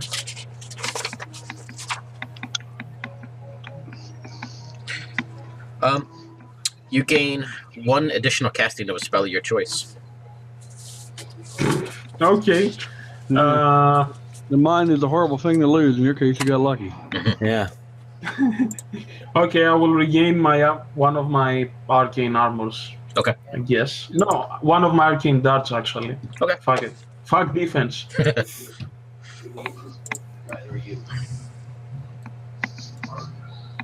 Well, I guess we can investigate the cave. When you look up above you in the sky, you can see that the sun is taking on sort of like this bluish sort of hue. The clouds kind of hang low. They're kind of like a purplish, foggy-looking clouds. Oh, no. On the ground, you can see all the vegetation. Almost looks like it's moving or like crawling. Even though it stays in place, it kind of looks like fingers just kind of like crawling away from the path. Is this cave still here or no? Yep, that's up ahead in the clearing. You can see it looks like an open clearing and a small cave, just enough for somebody to kind of squeeze through the crack of in the side of like a rocky outcropping. Well, Quill is going to just march forward. He says, I want answers. Yeah, I'm going to have to go for it with you. And I follow very close. Kind of drooling a little bit, you know. So, okay, I'll follow. I'll drink my second potion, and I'll follow. When you get up to it, you can see it's just enough room for somebody to kind of slide in between the crevices into this room. If you kind of look in there, you can see what looks to be like a large open chamber of some sort with two little branching hallway rooms that come off of it. This is different. You can see that there is writing or something along one of the walls. You can see the remains of some sort of animal off to the side and some other stuff, but it's just out of sight unless you actually go in there. Okay. Do I see any animal tracks outside? No, Well, there's no tracks at all. Not that you see anything. Quill will step in. All right. Anybody else following? Yeah, I'll I go follow with you. very close. Okay. When you kind of I go slide, in last. when you slide in, even though there's no light in here, the room seems like it's been lit up by torches or some sort of light source, even though you can't see anything. The walls are definitely covered. There's ones that look like hash marks, like somebody was counting. There's some that look like stick figures. There's different ones of like instruments that are scrawled on the walls. You can see blood smears. There's a hole over under the side of the room that kind of sinks down, and you have a small smell of feces coming from this hole. In one side of the room, there's a large dead stag. Bits of fur and dried flesh still cling to its bones. Some of it looks like it's fairly fresh and rotting away. Other parts look real dried and mummified. Right next to where this hole is into the floor, you can see dried timber has been placed around it in like a weird formation, and you can see little runes carved into the floor in a circle around it. There's also another bowl that sits next to it that, when you kind of go over and look at it, it looks like a thick yellow liquid, smells of urine. Wonderful. And did you say there were tunnels off of this room or no? Yes, there's two on each side that kind of branch into like a smaller little room. You can't quite, they kind of bend around so you can't actually see into the room. It's just the tunnels. Can I look at the runes? Am I able to? I'm not able to read them, am I? No, but Ergo or Stank, if one of you guys want to make an intellect check, you might recognize them. Yeah. Okay.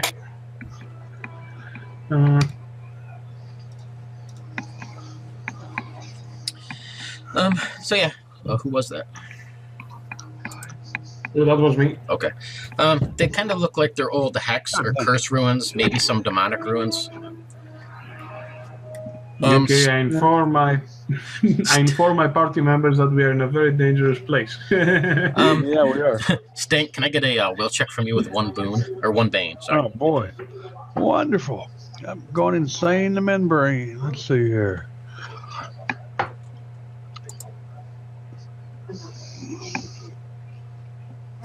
Romeo, 1 die 102. Hey, yeah, there you go. Oh my good word. Time to get some spells back. Well, hang on. There you go. Hey, I roll it, honey. Never mind. Oh, geez, that might be a good one. Let's see what Wait, that is. no, I roll. I didn't roll. Oh no, you didn't. Yeah, that's just he does a typo. Oh. Yeah, /R. Yeah. Oh, that would have been a good one, too. /R. / roll space 1d100.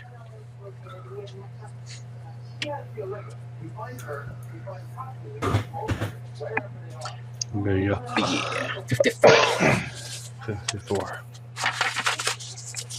The positive way to think about it is that it's above 50%. 54. Yeah. You can see when Stank kind of looks back at you, you see pentagrams in place of his eyes, like pentagrams have been scarred into where his eyelids and his eyes are, and you can see blood pouring down his face. He kind of crouches down to the ground and starts just heaving up piles of maggots. Oh, wonderful. You are, let me look at your sheets.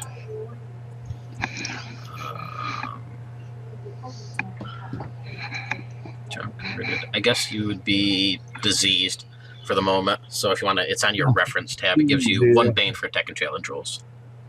All right, I'm diseased. Yay. And 1 insanity too. So you guys can see Stank just kind of like clawing at his eyes and vomiting up piles of maggots and small little larvae of all different things. They kind of crawl across the floor and then burrow into the ground. Anybody who's close to them might can see that they kind of have little human faces screaming out in pain. I definitely not look at them. You sure you don't want to go check them out? Nope. You can play with him and talk to him. Yeah, not interested. Nope. I think Stank named them all. Yeah, I named them all. They got personal names. They're friends of mine. Okay, then. Shall we head left? Oh, the rule of the rule of rights. Are we gonna play the rule of rights? Oh, see, that's funny because I'm left-handed. I always do the rule of lefts. Oh, yeah, because in my group, when we do not know where to go, we always go right. And when the DM asks us why, because it's the rule of right. Yeah, So, that's fine. Well, so yeah, I don't know. I mean, we can do the rule of left. at this point, my guy's more and more interested in which way we go. He seems to be losing, cognitive reasoning why the hell he's even here. So I don't care which way we go. That's true. Star, what do you think? I say left. Okay, left it is. All right, as you guys kind of turn the corner and you come through this little passageway, you come into a room. Up ahead of you is actually another hallway that branches around the corner. There's 2 of them. And so as you come into the room, you can look ahead and there's 2 more branching hallways that branch around, kind of in the same designation. In the center of this room, you can see like the rotting carcass of what looks to be a stag or something. Over on the side, there's a little hole in the floor, some timbered things drawn around it with strange demonic ruins or something. There's a bowl that smells of urine, maybe, and there's like some feces filled up in this bowl. When you look behind you, you can see that the cave exits back out. It's the same. Okay. It's the same as the woods. Yeah, So the rule of right it is. You hear a scream come from the tunnel on the right, actually. Oh. Well, in that case, this is new, right? We haven't heard this before, right? Nope. Yes, this is the second time. We need Is to it go. a female scream? Yes. Is it a female scream? Yep. Female scream. Okay. Let's do it. To the right. Yeah, so you guys see Quill like skitter around when you follow through. When you come into this room, it seems like a pretty big open room. There's nothing of actual interest here besides there looks like large iron spikes have been pounded into the wall on the far straight ahead of you. You see this man dressed in like this hunting vest, and he has a cloak of faces flowing off his shoulders, this deformed face and a farmer's hat. He leers at you. He grabs this girl that's in a very beautiful blue dress. Looks to me maybe in her 20s, grabs a hold of her and hurls her across the room. You can see how she gets impaled on these spikes as they burst through her chest. With what's left of her breath, she says, "My dream," and then she just kind of limps forward. He turns for you. He says, "This is your last warning." We must be getting close. We're pissing somebody off here. Yeah. Well, I'm gonna say to him, did you kill the citizens of this village? Do you want to go fast or slow? Because he's coming at you.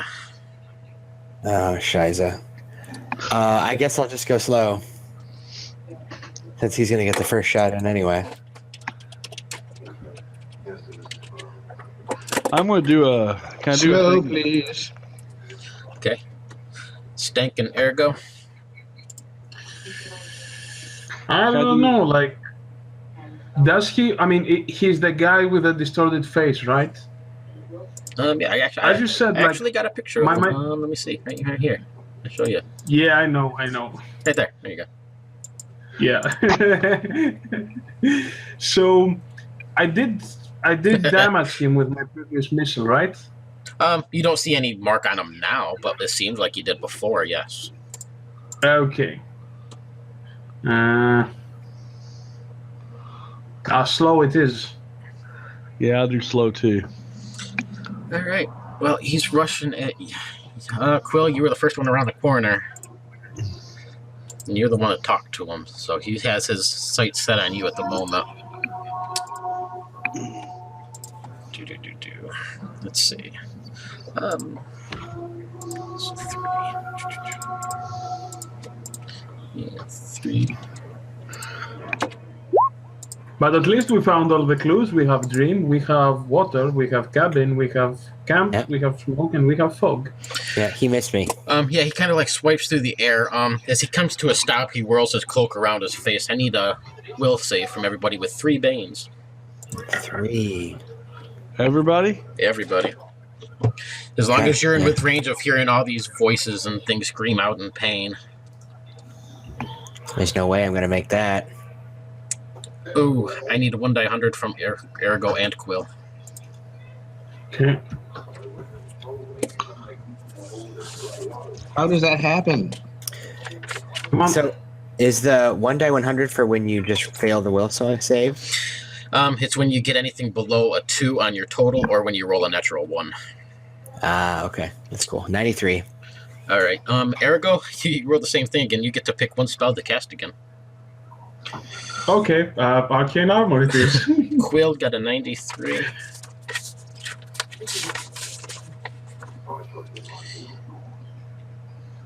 All right, so All everybody arcane who's shield, looking at arcane armor. Quill, you see him just completely disappear in a puff of smoke. Interesting. And let's see, Stank, Star, and Ergo, you all went slow, so you can take an action, and then I'll hop over to you, Quill. Yeah, I'm gonna.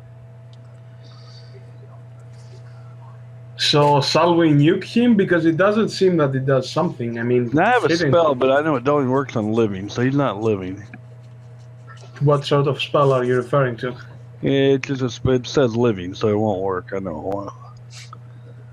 Well, dude, I'm ready to jump in. Let's go. Go for it.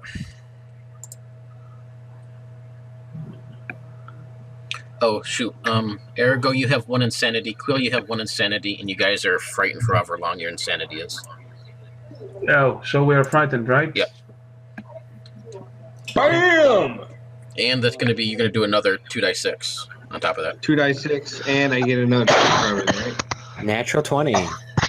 Beautiful. So let's see. You did 5 there, plus another 8. Damn. And I get another turn, right? Yes, you do. Okay. Which is going to have I'm to gonna be take it slow right anyway, now. so, yep. I'm going to take it right now. And I'm just going to swing again. No, I can't take the Bane this time. I mean, the Boon this time, because I already did it this round. You use Right. trickery and, yep. Yeah. So it's just straight up. Oh, look at that. Is that another one? It is. That It's is, 2 in a yes. row. Doesn't your backstab thing work? Does that only once per round? I think that's once per round as well. You sure? I'm pretty sure. Let me check. Yeah, double check. Once per round. Okay. Once per. They all say it. Once per round. Okay, so 6. Okay. Wow, that was a lot of damage. Yeah, Ergo? So am I feared or I can play? Because you said I'm covering with fear, right? Yep, Because I you're got my frightened, insanity. so you get 1 bane to whatever you do. Ah. Does he look severely injured? Yep. You can actually see where Star got him. You can see her like dagger or scimitar or whatever has opened a pretty bad wound across his back, sliced open his cloak into his chest. He's bleeding pretty bad. Okay, I'm gonna throw a magic dart at him. All right. And I'm gonna shout, "Coward, stay and fight." Roll 1d3 plus 1. Right. Yeah. So I do my measly 3 damage compared Yeah, to the best of Star. And Stank. I'm gonna do another quick. I'll do the magic dart. All right.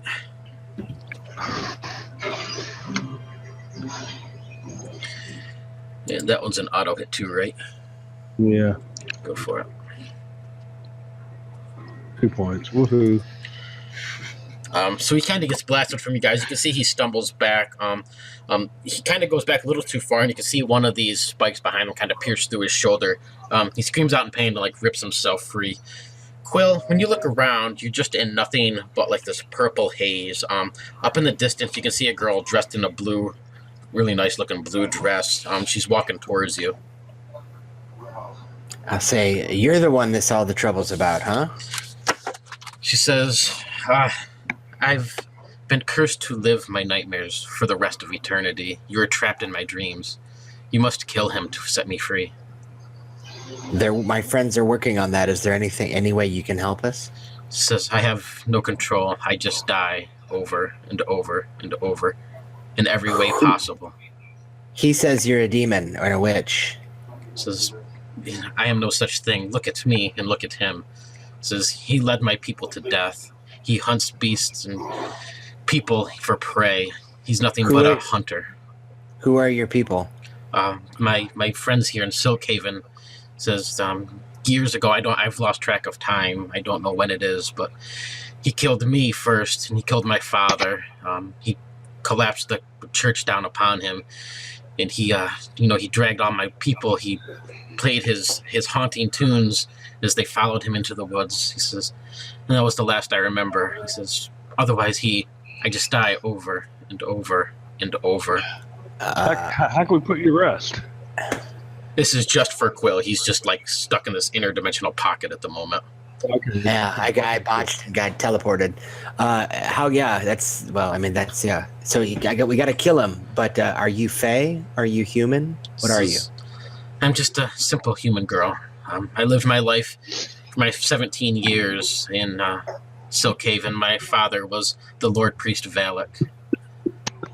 What's your name? She says, my name is Siofra. And then she like starts to fade away. Siofra Valick. And then she's like gone. Those of you around can see Quill start to materialize next to you. Was I able to? I mean, did she seem genuine? Like that she was trying to deceive me or lie, or did she seem? That's your call. Okay. Well, I didn't know if there was a And you can make a perception check if you want, but it's not going to give you a whole lot probably. I mean, you can try it anyway. You might get really high, and I can give you a little more. Right. You're going to risk something if you get real low, but I can tell you that I was in the business of participating in military detective and military investigations and interrogations. That's the word I'm looking for. Okay. Give yourself one boon then. That makes sense. Yeah. See if people are lying or not. I rolled a 3. Boo. Okay. It's kind of your call. I mean, she did seem genuine, but it's hard to say. All right. Well, here I come back into the fray. And he has an action left. So, who's Star? You're next to him, so he's looking at you. And will I get to speak to him before? Well, this is the new. Let me do this one, and then a new round starts. So, if he doesn't spear, what's your defense right now, Star? 14. Ooh. Way more than 14. All right. As he kind of turns around, you can see he kind of grabs something on the side and whips around. You can see this long barbed whip come around. It swings around your neck. You can feel all the barbs like sink right into your flesh.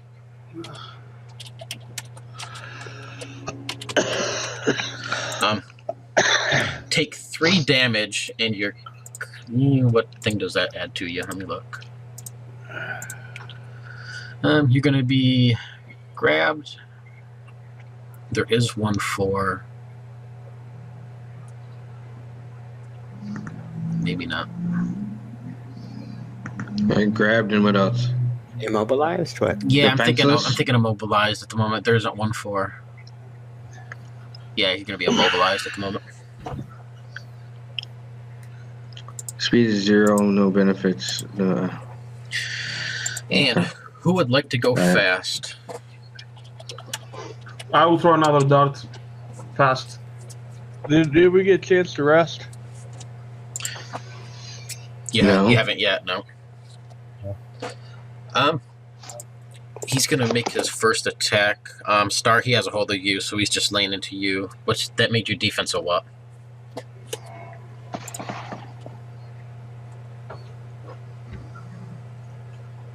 So 14, right? Like, did it go down because of anything? Oh, what is your immobilized speed? He just gets a +1 boon. Okay, Yeah, he gets +1 boon. so he has 4.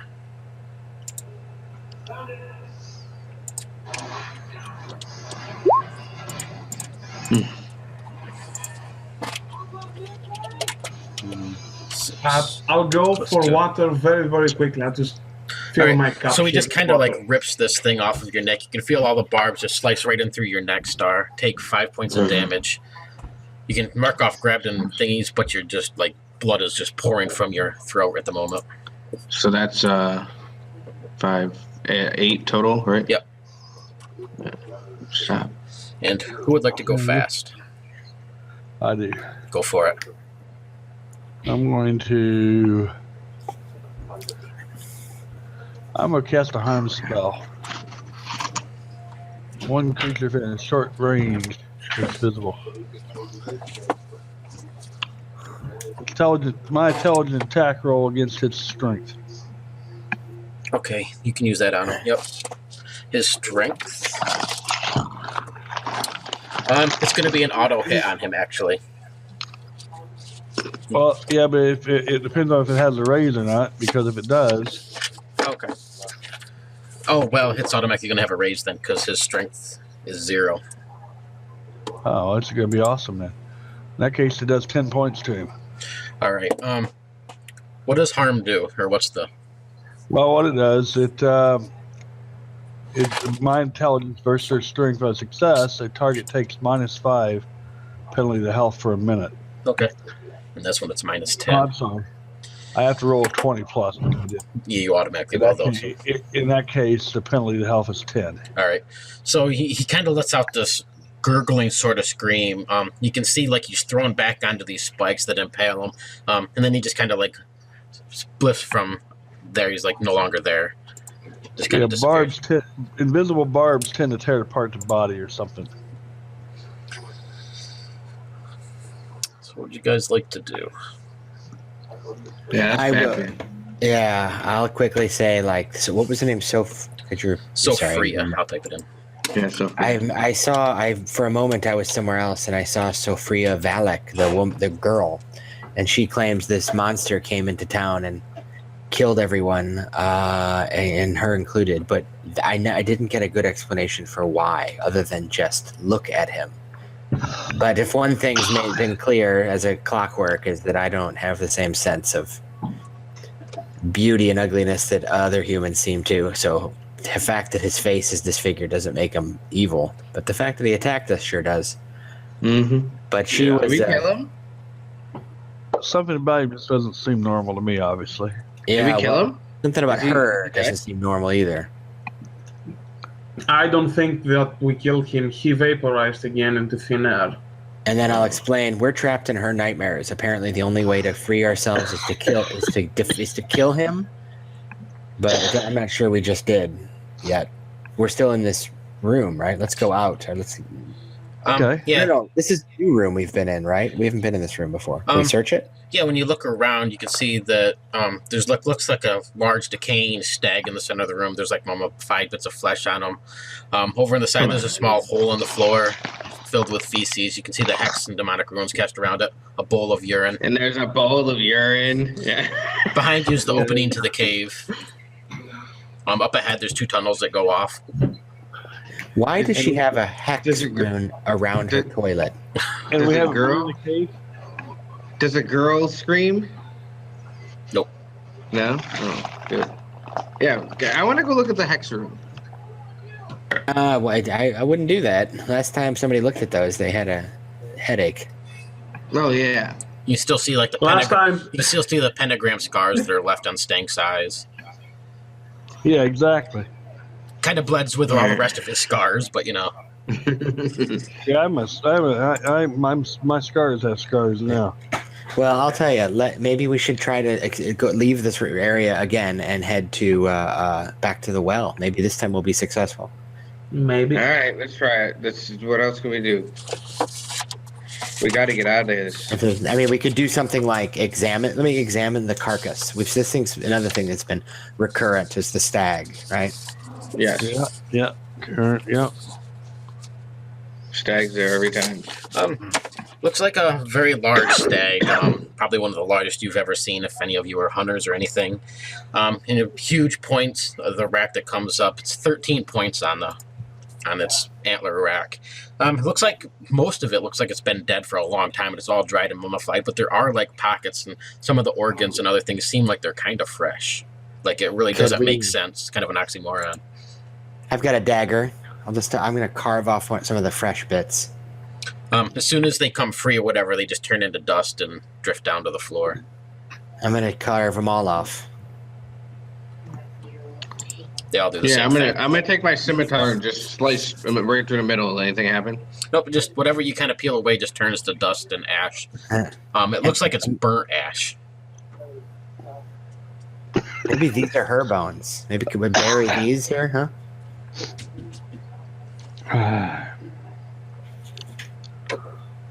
I am Yes. mystified. Maybe. Well. I'm going to use my knife to slide this is gross, I guess, but the bowl that's protected by the runes out of the circle.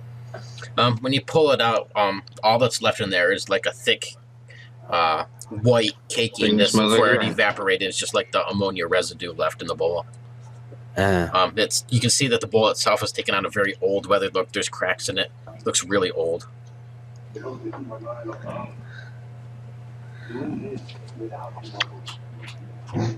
I don't know what to say about that. I don't either. Me neither. Well, I don't think we have encountered because now we saw the dream, right? I mean, from the We words know from we're the in her list of dream. words. Yeah, we're caught in her dream. Yeah. Yes. We still have that well. Let's go out then. I just thought if there's a recurring theme, we need to investigate it. That's all. Are you headed out of there? If there's nothing else in here besides the things we've just disrupted, let's head out. When you step out of this cave, you come out and you can see a small little campfires up ahead of you, just a little bit further in this clearing. There's a little green pup tent to the side of it. You can see fresh pieces of hanging meat kind of next to the fire where they're being smoked and slowly dried. There's a long piece of tanned hide that's stretched across between a couple of trees. It looks very peachish, almost like it's human or some sort of humanoid creature. It's definitely not an animal hide. And on the other side of that, you can see like a form moving around, and you can hear like a scraping of metal on stone back and forth, like a whoosh, whoosh, whoosh. This is the camp, guys. Yes, apparently. So.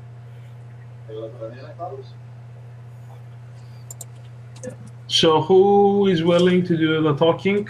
Because apparently we will do some talking. Well, if it's just that guy again, the hunter. Well, we need to figure out a way to talk to that girl, get a clue to where she last was. Well, she said that the only thing we need to do is kill the hunter. Well, how the hell we kill him? Maybe we haven't kill him heard in yet. I don't know. Well, we defeated him once. Maybe we have to do that again in the camp. That's the last of the keywords from the runes. All right. I don't know. So We can at least sneak up here. Yeah, I'm gonna roll some stealth and sneak up. Sure. Yeah, give me a stealth check. I'm gonna cast arcane armor on me. Okay. Or I didn't. No, I think I picked an arcane dart, so I don't have it. Nah. All right. Okay. I gotta step. That's gonna be embarrassing. I'll be right back. Nope, that's fine.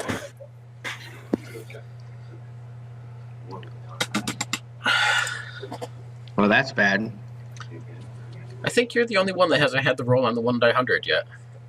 You've kept above a 3 and no 1s. I have no idea what you're talking about. So what are we making a roll for here now? Star was gonna try to sneak up and around, but she failed horribly. Oh,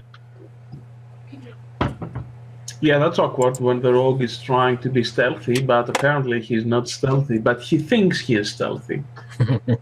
So Star, you Well, kind of it's because I'm pregnant. I can't help it. Star, you guys see Star kind of creep up and around. When you get up to where this tanned hide is, or what it looks like, you can definitely see that looks like human skin has been splayed across between these two trees, and he has it set up to dry. When you kind of peek around the other side, you can see he's standing over a sharpening stone, sharpening this wicked-looking dagger that he has that's kind of curved up. He sends it across the stone one more time, then he kind of turns over his shoulder as your knee hits a small stainless steel bucket that's next to him and clanks across the ground. Let me bring up the thing real quick. So when he kind of turns and glares at you, Star, this is what you see. And you can see No shit. and you see him stand to staring at you, and he just kind of flings his dagger that he had in his hand. He just kind of turns around and flings it at you. What's your defense at the moment? 14. I'm gonna kill this dude. I'm fucking him up. Alright.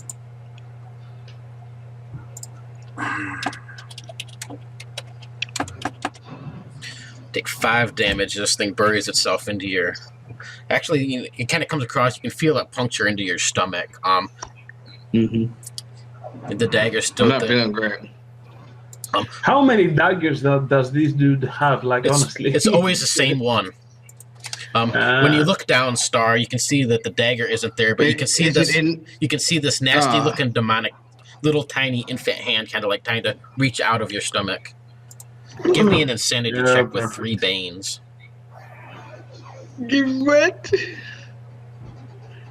Hey, Quill, you want to hear this? Yeah, I apologize. Wait, no, but you want to hear this? Just rewind just for just a second, Morgan. It's worth him to hear. Well, you can give me your check first, so I can at least figure that in. All right, what's that one more time? I'm sorry. 3 banes with your will.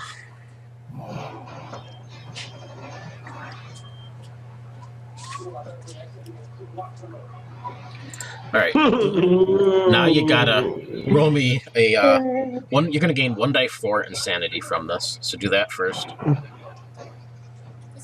Losing 1 die 4. Yep. So gain 2 insanity, Star. You are frightened and impaired for whatever that comes to be, and I need a 1 die 100 roll. Wow. And I have the other thing again, right? Yeah, you're impaired and frightened. Mm-hmm. Oh man. Okay. What's your new insanity So- total? What?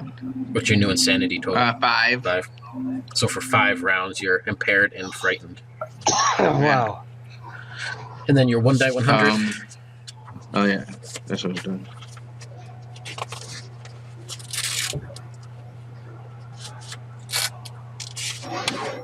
Nine to 3. Okay, at least maybe that's good. Maybe though. All right, so you guys can Um, see Star up in the distance. She kind of comes around the corner.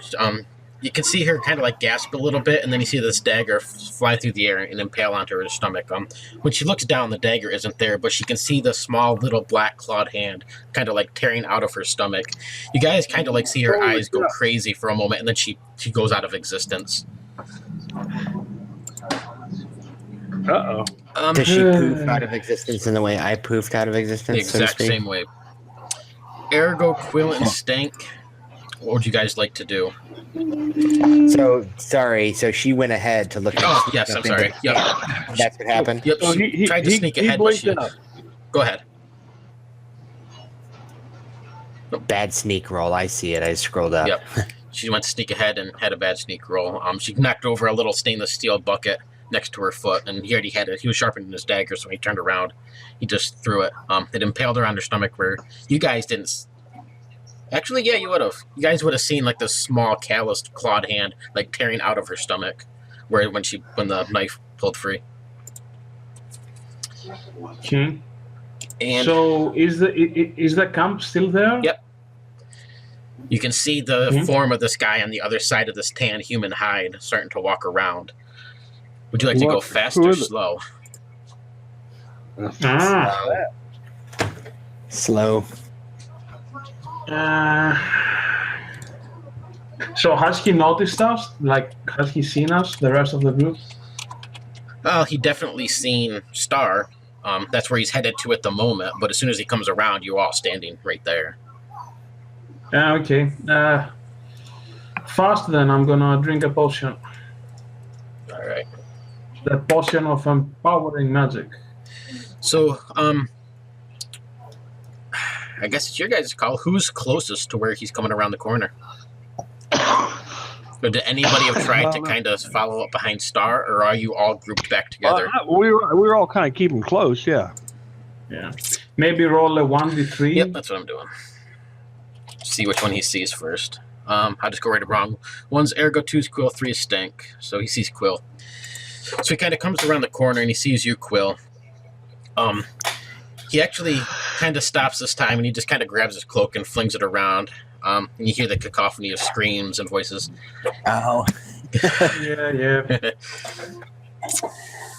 If you think, are you ready for that, Quill?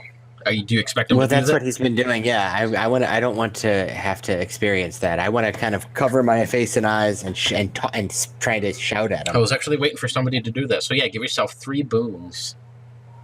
Okay. Yeah, on the will save? Yep. All right. Okay. Got a thing he keeps doing. All right. How did I miss that?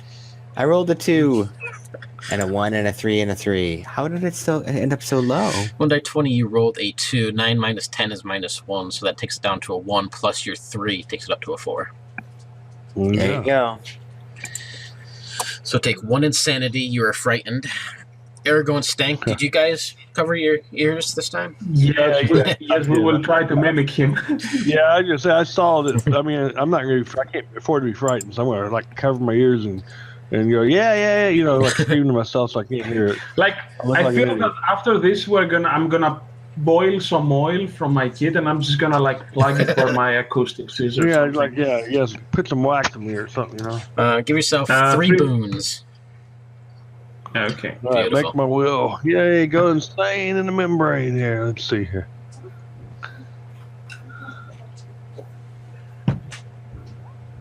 I got a 6. Woohoo! All right, give yourself 1 insanity. So Quill and Stank, you guys are frightened for whatever your new insanity total is. Yeah. 1 round. Woohoo! Yeah, me too. So Ergo, would you like to go fast? Wait. I will drink my potion of empowering magic. We never said what my hallucination was this time. What's your what? My hallucination was this time. Oh, I know. I can get to it in just a sec. I'll just finish it off there. Mm. And yeah, did you want to go fast, Ergo? Yes. Okay. Is potion drinking a move action? Is it? Yep, it's 1 I think action. it's. Okay, so yeah, I'm gonna drink my potion as a fast action. Okay. So you can do that. So Star, nobody else is around you at the moment. When you kind of open your eyes, you're just in this like dense, thick fog. But what is this flashback that you had?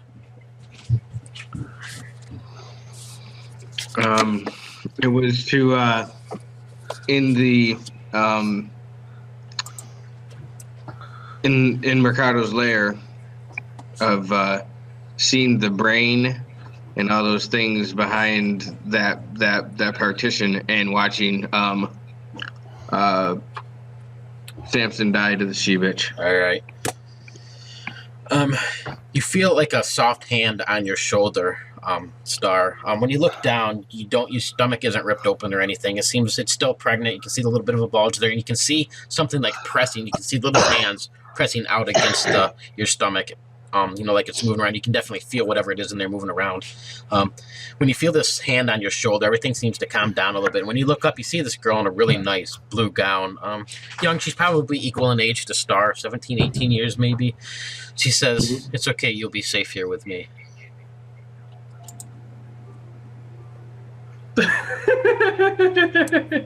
Wait. Okay.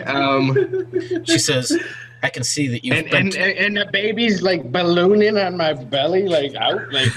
Once she puts her hand on her shoulder, though, it all like seems to calm down. Oh, okay. Yeah. So I crest my belly and I look up to her and I go, "Where's here?" She says, "This is the pocket where I wait to die. She says, but I see that you've been touched by the Fae. Their residue covers you. She said, as long as you're with them, he will keep hunting you, and he will kill every one of you. He hunts the Fae like prey.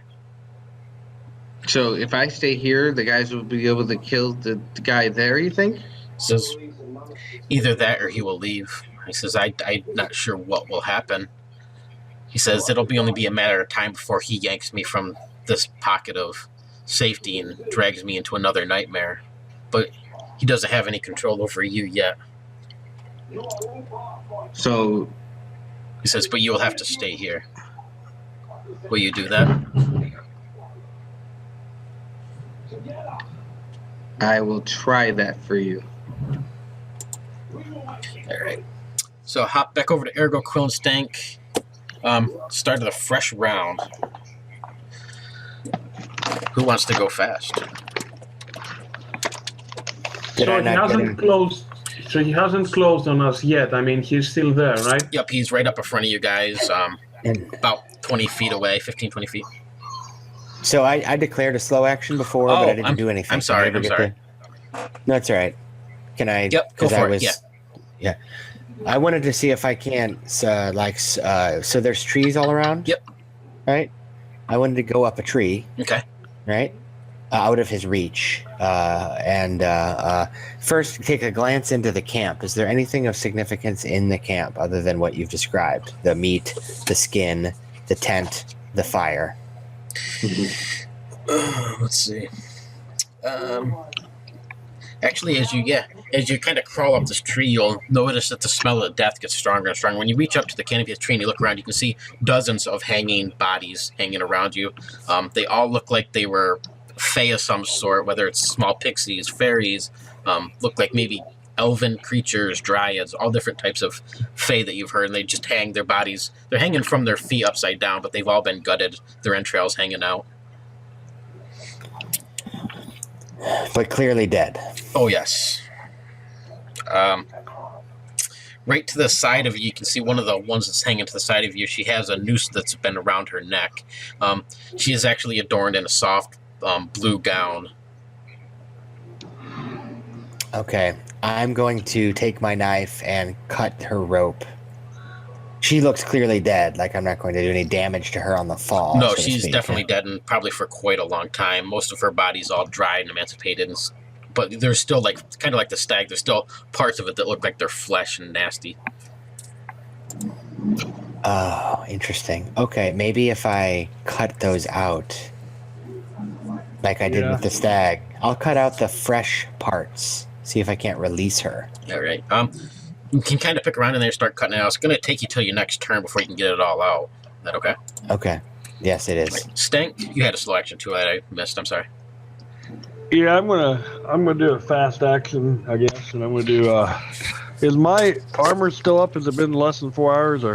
Your armor's still up. You can't do a fast action though because you're frightened, which you have to go slow. But you still have your slow action because when I missed Quill and yours, it's still that round. So you still have your slow action right now if you want to take some. I'm gonna do the same thing I did last time. I'm gonna hit him with that the harm spell. All right, go for it. You don't even need to roll 10. Okay. 10 points to you. Yep. You can see all these hooks, and well, you don't see the hooks, but you can see his flesh being torn apart. He actually still has all the wounds that he had before. He kind of screams out in pain. You can see he reaches down and he pulls out this long leather barbed whip as he stares at you, Stank, and he starts to move in your direction. And now we will start a fresh round.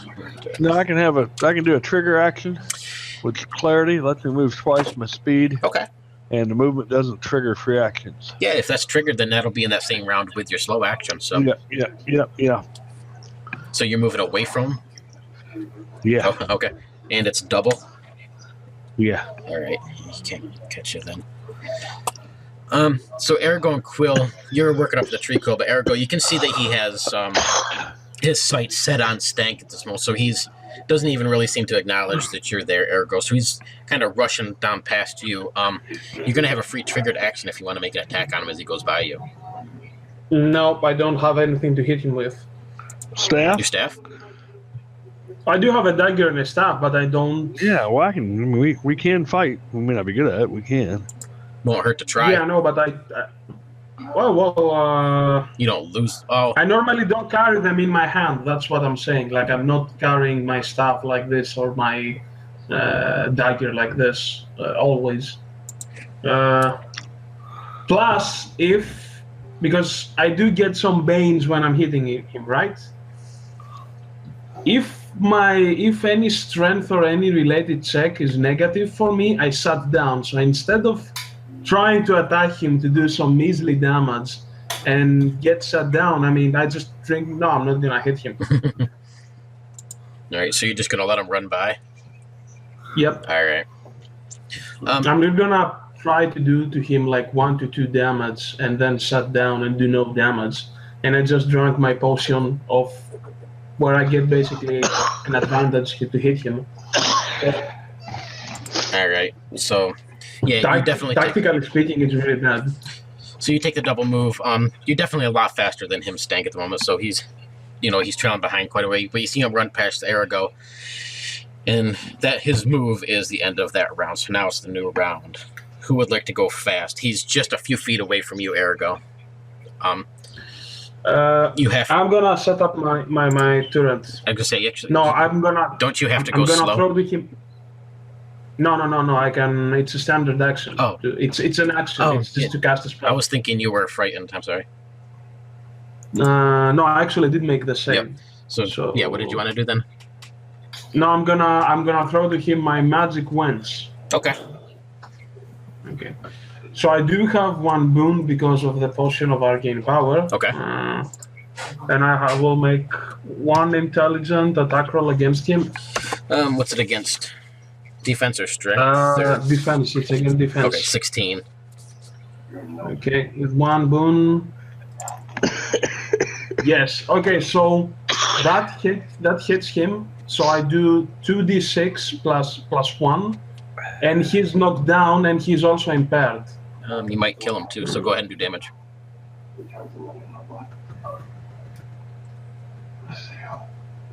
One, not 2d6 plus 1. That's 9 damage, and he's prone and impaired for the next round. So when you hit him with this wrench, now your arm kind of takes on the form of that wrench, right, and it kind of blasts out. Yes. You can see he catches him in the back as he's kind of flown away. He flies through the air and hits the ground. You can see he skids across the ground. His face scrapes through his campfire. You can see part of his barbed whip that he has starts tangling around him as he kind of rolls to a stop, and it's around his neck. He tries getting it free, but you can see that it's choking him out at the moment. He's definitely down. And Quill, as you pull the last bits of these fresh meats and stuff out of this body, they just every time you take one out, it just turns to ash and drifts to the ground. Are you cutting the rope too? Yeah, I'll go ahead and free her from the rope. When you cut the rope, you can see the body goes down to the ground. By the time it gets to the ground, though, it's just a pile of ash that's kind of drifting through the wind, and there's just the rope that hits the ground and coils around. The rope, even though when it was up in the tree, it looked kind of fresh, when it hits the ground, you can see that it's just old and frayed, mostly rotted away. Star, you can see she takes her hand off of you and kind of nods. She says, "Thank you for staying with me. I think I'm free to go." She says, will I have? She says, "But will I have a normal baby here? Do you know anything of this infant I'm carrying?" She says, "I'm not sure, but if it's anything evil, then you will be safe from here." And then it kind of fades away. You kind of look around, Star, and you just stuck in this purple haze all around you. Arago, Quill, Stank, you can see him the life's being choked out of him. When all these ashes start to drift away, you can see his form start to materialize a little bit. You can see the flesh start peeling away from his bones. You can see all the blood and stuff kind of gush across the ground. His body starts to rot away, and within just a few seconds, it's nothing but a pile of bones and broken bits. You can see his cloak is still laying across the ground. That's still there, and it's moaning out constantly in horror. You can see his dagger and his whip laying there as well. Wow. I'll pick up his whip. Okay, out of game. Go, mage power. I'll right. I'm gonna skitter down the tree and say, "I think I freed her." You guys Good did a job. good job killing her. Or killing him. In the distance, you hear this high-pitched, squealing sort of scream, and when you look out, just down the path a little ways, you can see the path lead down into the town, and from this well, there's like a bluish sort of light that comes up out, and you can see like what looks like her ghost of her body. It hangs and her dress hangs all in tatters and stuff, and you can see these long, huge appendage claws coming off of her hands. When she looks in your direction, you can see beating red eyes, and her face is like drawn really tight across her face, and she like just kind of like flies up into the sky and disappears. Huh. Well, So, good job. great. I do not know what to say. Quill, you've been with humans longer than I. There's a very peculiar tinkling that I'm feeling in my circlets. I do not know if that's happiness. I don't know if that's the sight of release. What would you say? Well, it might be, whatever it is, it might be a bit premature. That spirit that just came out of the well didn't look human to me. Star, everything around you kind of like takes on a very gray, dark, grim appearance and kind of sinks down into blackness. Up ahead, you can see this man lumbering towards you. He's badly disfigured and burned, and he just kind of stares and he says, "Your friends let the witch free. I tried to warn you." You can see he like goes to reach to pull out a dagger, but there's nothing there. And then when you kind of look around, you can see that you're back at the campsite looking around. You can see that there's definitely a scar on your stomach where something ripped free, but it's all scarred over now. You guys see Star kind of like rematerialize in the center of the camp. Wow. Okay. I'll look at the cloak. Is that something I could fold up? Like, so the faces are facing each other? So that I don't have to see it? Or is it? No, it's the cloak, and all the faces are literally stitched right into it. They're all still crying out in pain and torment. So, I mean, if you Is want the to go mess campfire with them, you're still- going to have to plug your ears. But And we got the whip and the cloak. And what else do you have? his Dagger, too. curved dagger. Did you grab his whip, Stank? Yeah, I did. I need a will Did save, anybody pick please. that dagger up? I will save. Yeah. And no, did anybody go for that dagger yet? Not yet. No. Okay, I'm just going to send No. you a little message. 'Cause I want to- Okay. Can I try to pick that up? Yeah, if you want to run over to it and pick it up. It just looks like a very ornate, ceremonial sort of dagger. You can see that the handle itself is carved from bone of some sort. At the bottom of it is like a little, it looks like a skull of a stag or some sort of deer type creature, but it's real tiny, like the size of a mouse that's been on the end of this pommel. And the blade itself just kind of comes up with like a really sharp crescent curve to it. Almost like your scimitar, but miniature. Okay. And it doesn't seem like it's battle worthy. I mean, yeah, it's more ornate than it is battle, but it could definitely deal some damage. And I don't feel anything about it. It doesn't seem to have any magical or anything special about it. Like, you know what I mean? It just feels like a normal dagger. Yep, I mean, you don't see anything extravagant. And, you know, if Aragorn and Quill are next to you, they don't sense anything magical from it. It just looks like an heirloom of some sort, or, you know, something of his preference, basically. Okie dokie. So, I mean, I'm examining this cloak. Is that without, like, you know, I'm putting my fingers in my ears. I'm kind of like poking at it with my dagger. Is there a way for me to? Okay, so just I'll ask kind of a whatever. I'll tell you what I'm intending, and then you tell me if this is something that I could perceive as possible. Okay. Is there some way to kind of like put it inside a pouch or something so I would not see or hear the effect? Yeah, I mean, you could Did you probably. send me a note? Yeah, I'm doing that right now. Probably climb Okay, to, sorry. you know, plug your ears up or try to not look at it or something. I mean, yeah, that's fine. You can kind of shove it into this pouch. Is the campfire still lit? Yes. I'm going to stick it with my dagger and enough to slide it onto the fire so it burns. Yes, just burning. That's what I wanted to do. And we all stick out. I put some. Yeah. This is gonna be loud, everybody. Did you get that? Yeah, I'm gonna go like to a tree that has like, you know, a womb or whatever. This I'm gonna stick my head in there. I'm like, no, not hearing it. All right. Yeah, I'm gonna block my ears too. Did you get that note, Absolutely. Stink? Did that pop up for you? Yeah. Just make a note of that in your No, wait, sheet I- or something. I should plug my ears because I wasn't here when you guys figured it out. See, I'll I say should this is plug my going to be ears right loud. I announced that. Yeah, this is going to be loud. You might want to plug your ears. That's what I just said. Yep. So everybody give me a will save 3 boons. Oh, you're rotten to this. Can I cut the wires that I can hear of? Like, I don't want to hear anymore. Yeah, even if we put Yay! Okay. Natural 20. Let's see, air goes good. Star is good. Stank is... Ooh, fail. So, Stank, you're not able to shake this. Take 1 more insanity. And you guys drive me crazy, man. Seriously. Quill, Ergo, Star... Okay, yep. And yeah, you know, you can hear these things screaming out in agony and pain. As this cloak burns in this fire, though, you can see these spirits of these different fae kind of like fly up through the sky into where you can see all these hanging bodies and going into the bodies. One after another, they just drop to the ground and just turn to ash in the air. So we freed them. Okay. Thanks, sir. You're welcome. Thank you. Cool shout. Yeah. All right, and that is the end. So you guys can kind of stand around watching these things go off. When you look off into the distance, most of the town seems to just become overgrown with old weeds and everything. Everything around becomes decayed ruins. What used to be part of the church is now just rubble. The well itself is there, but it's all caved in and dried up.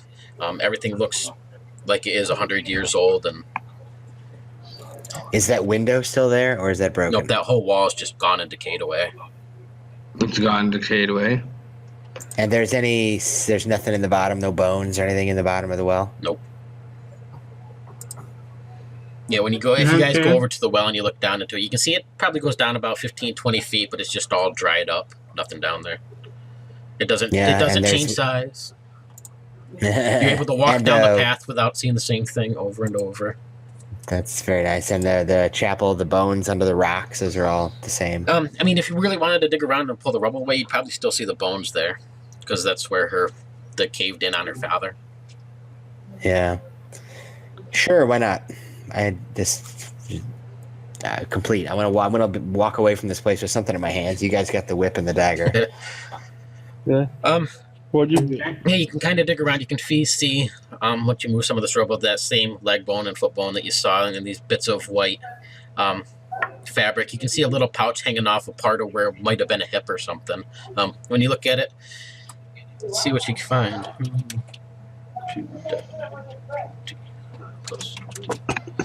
There's 43 copper in there.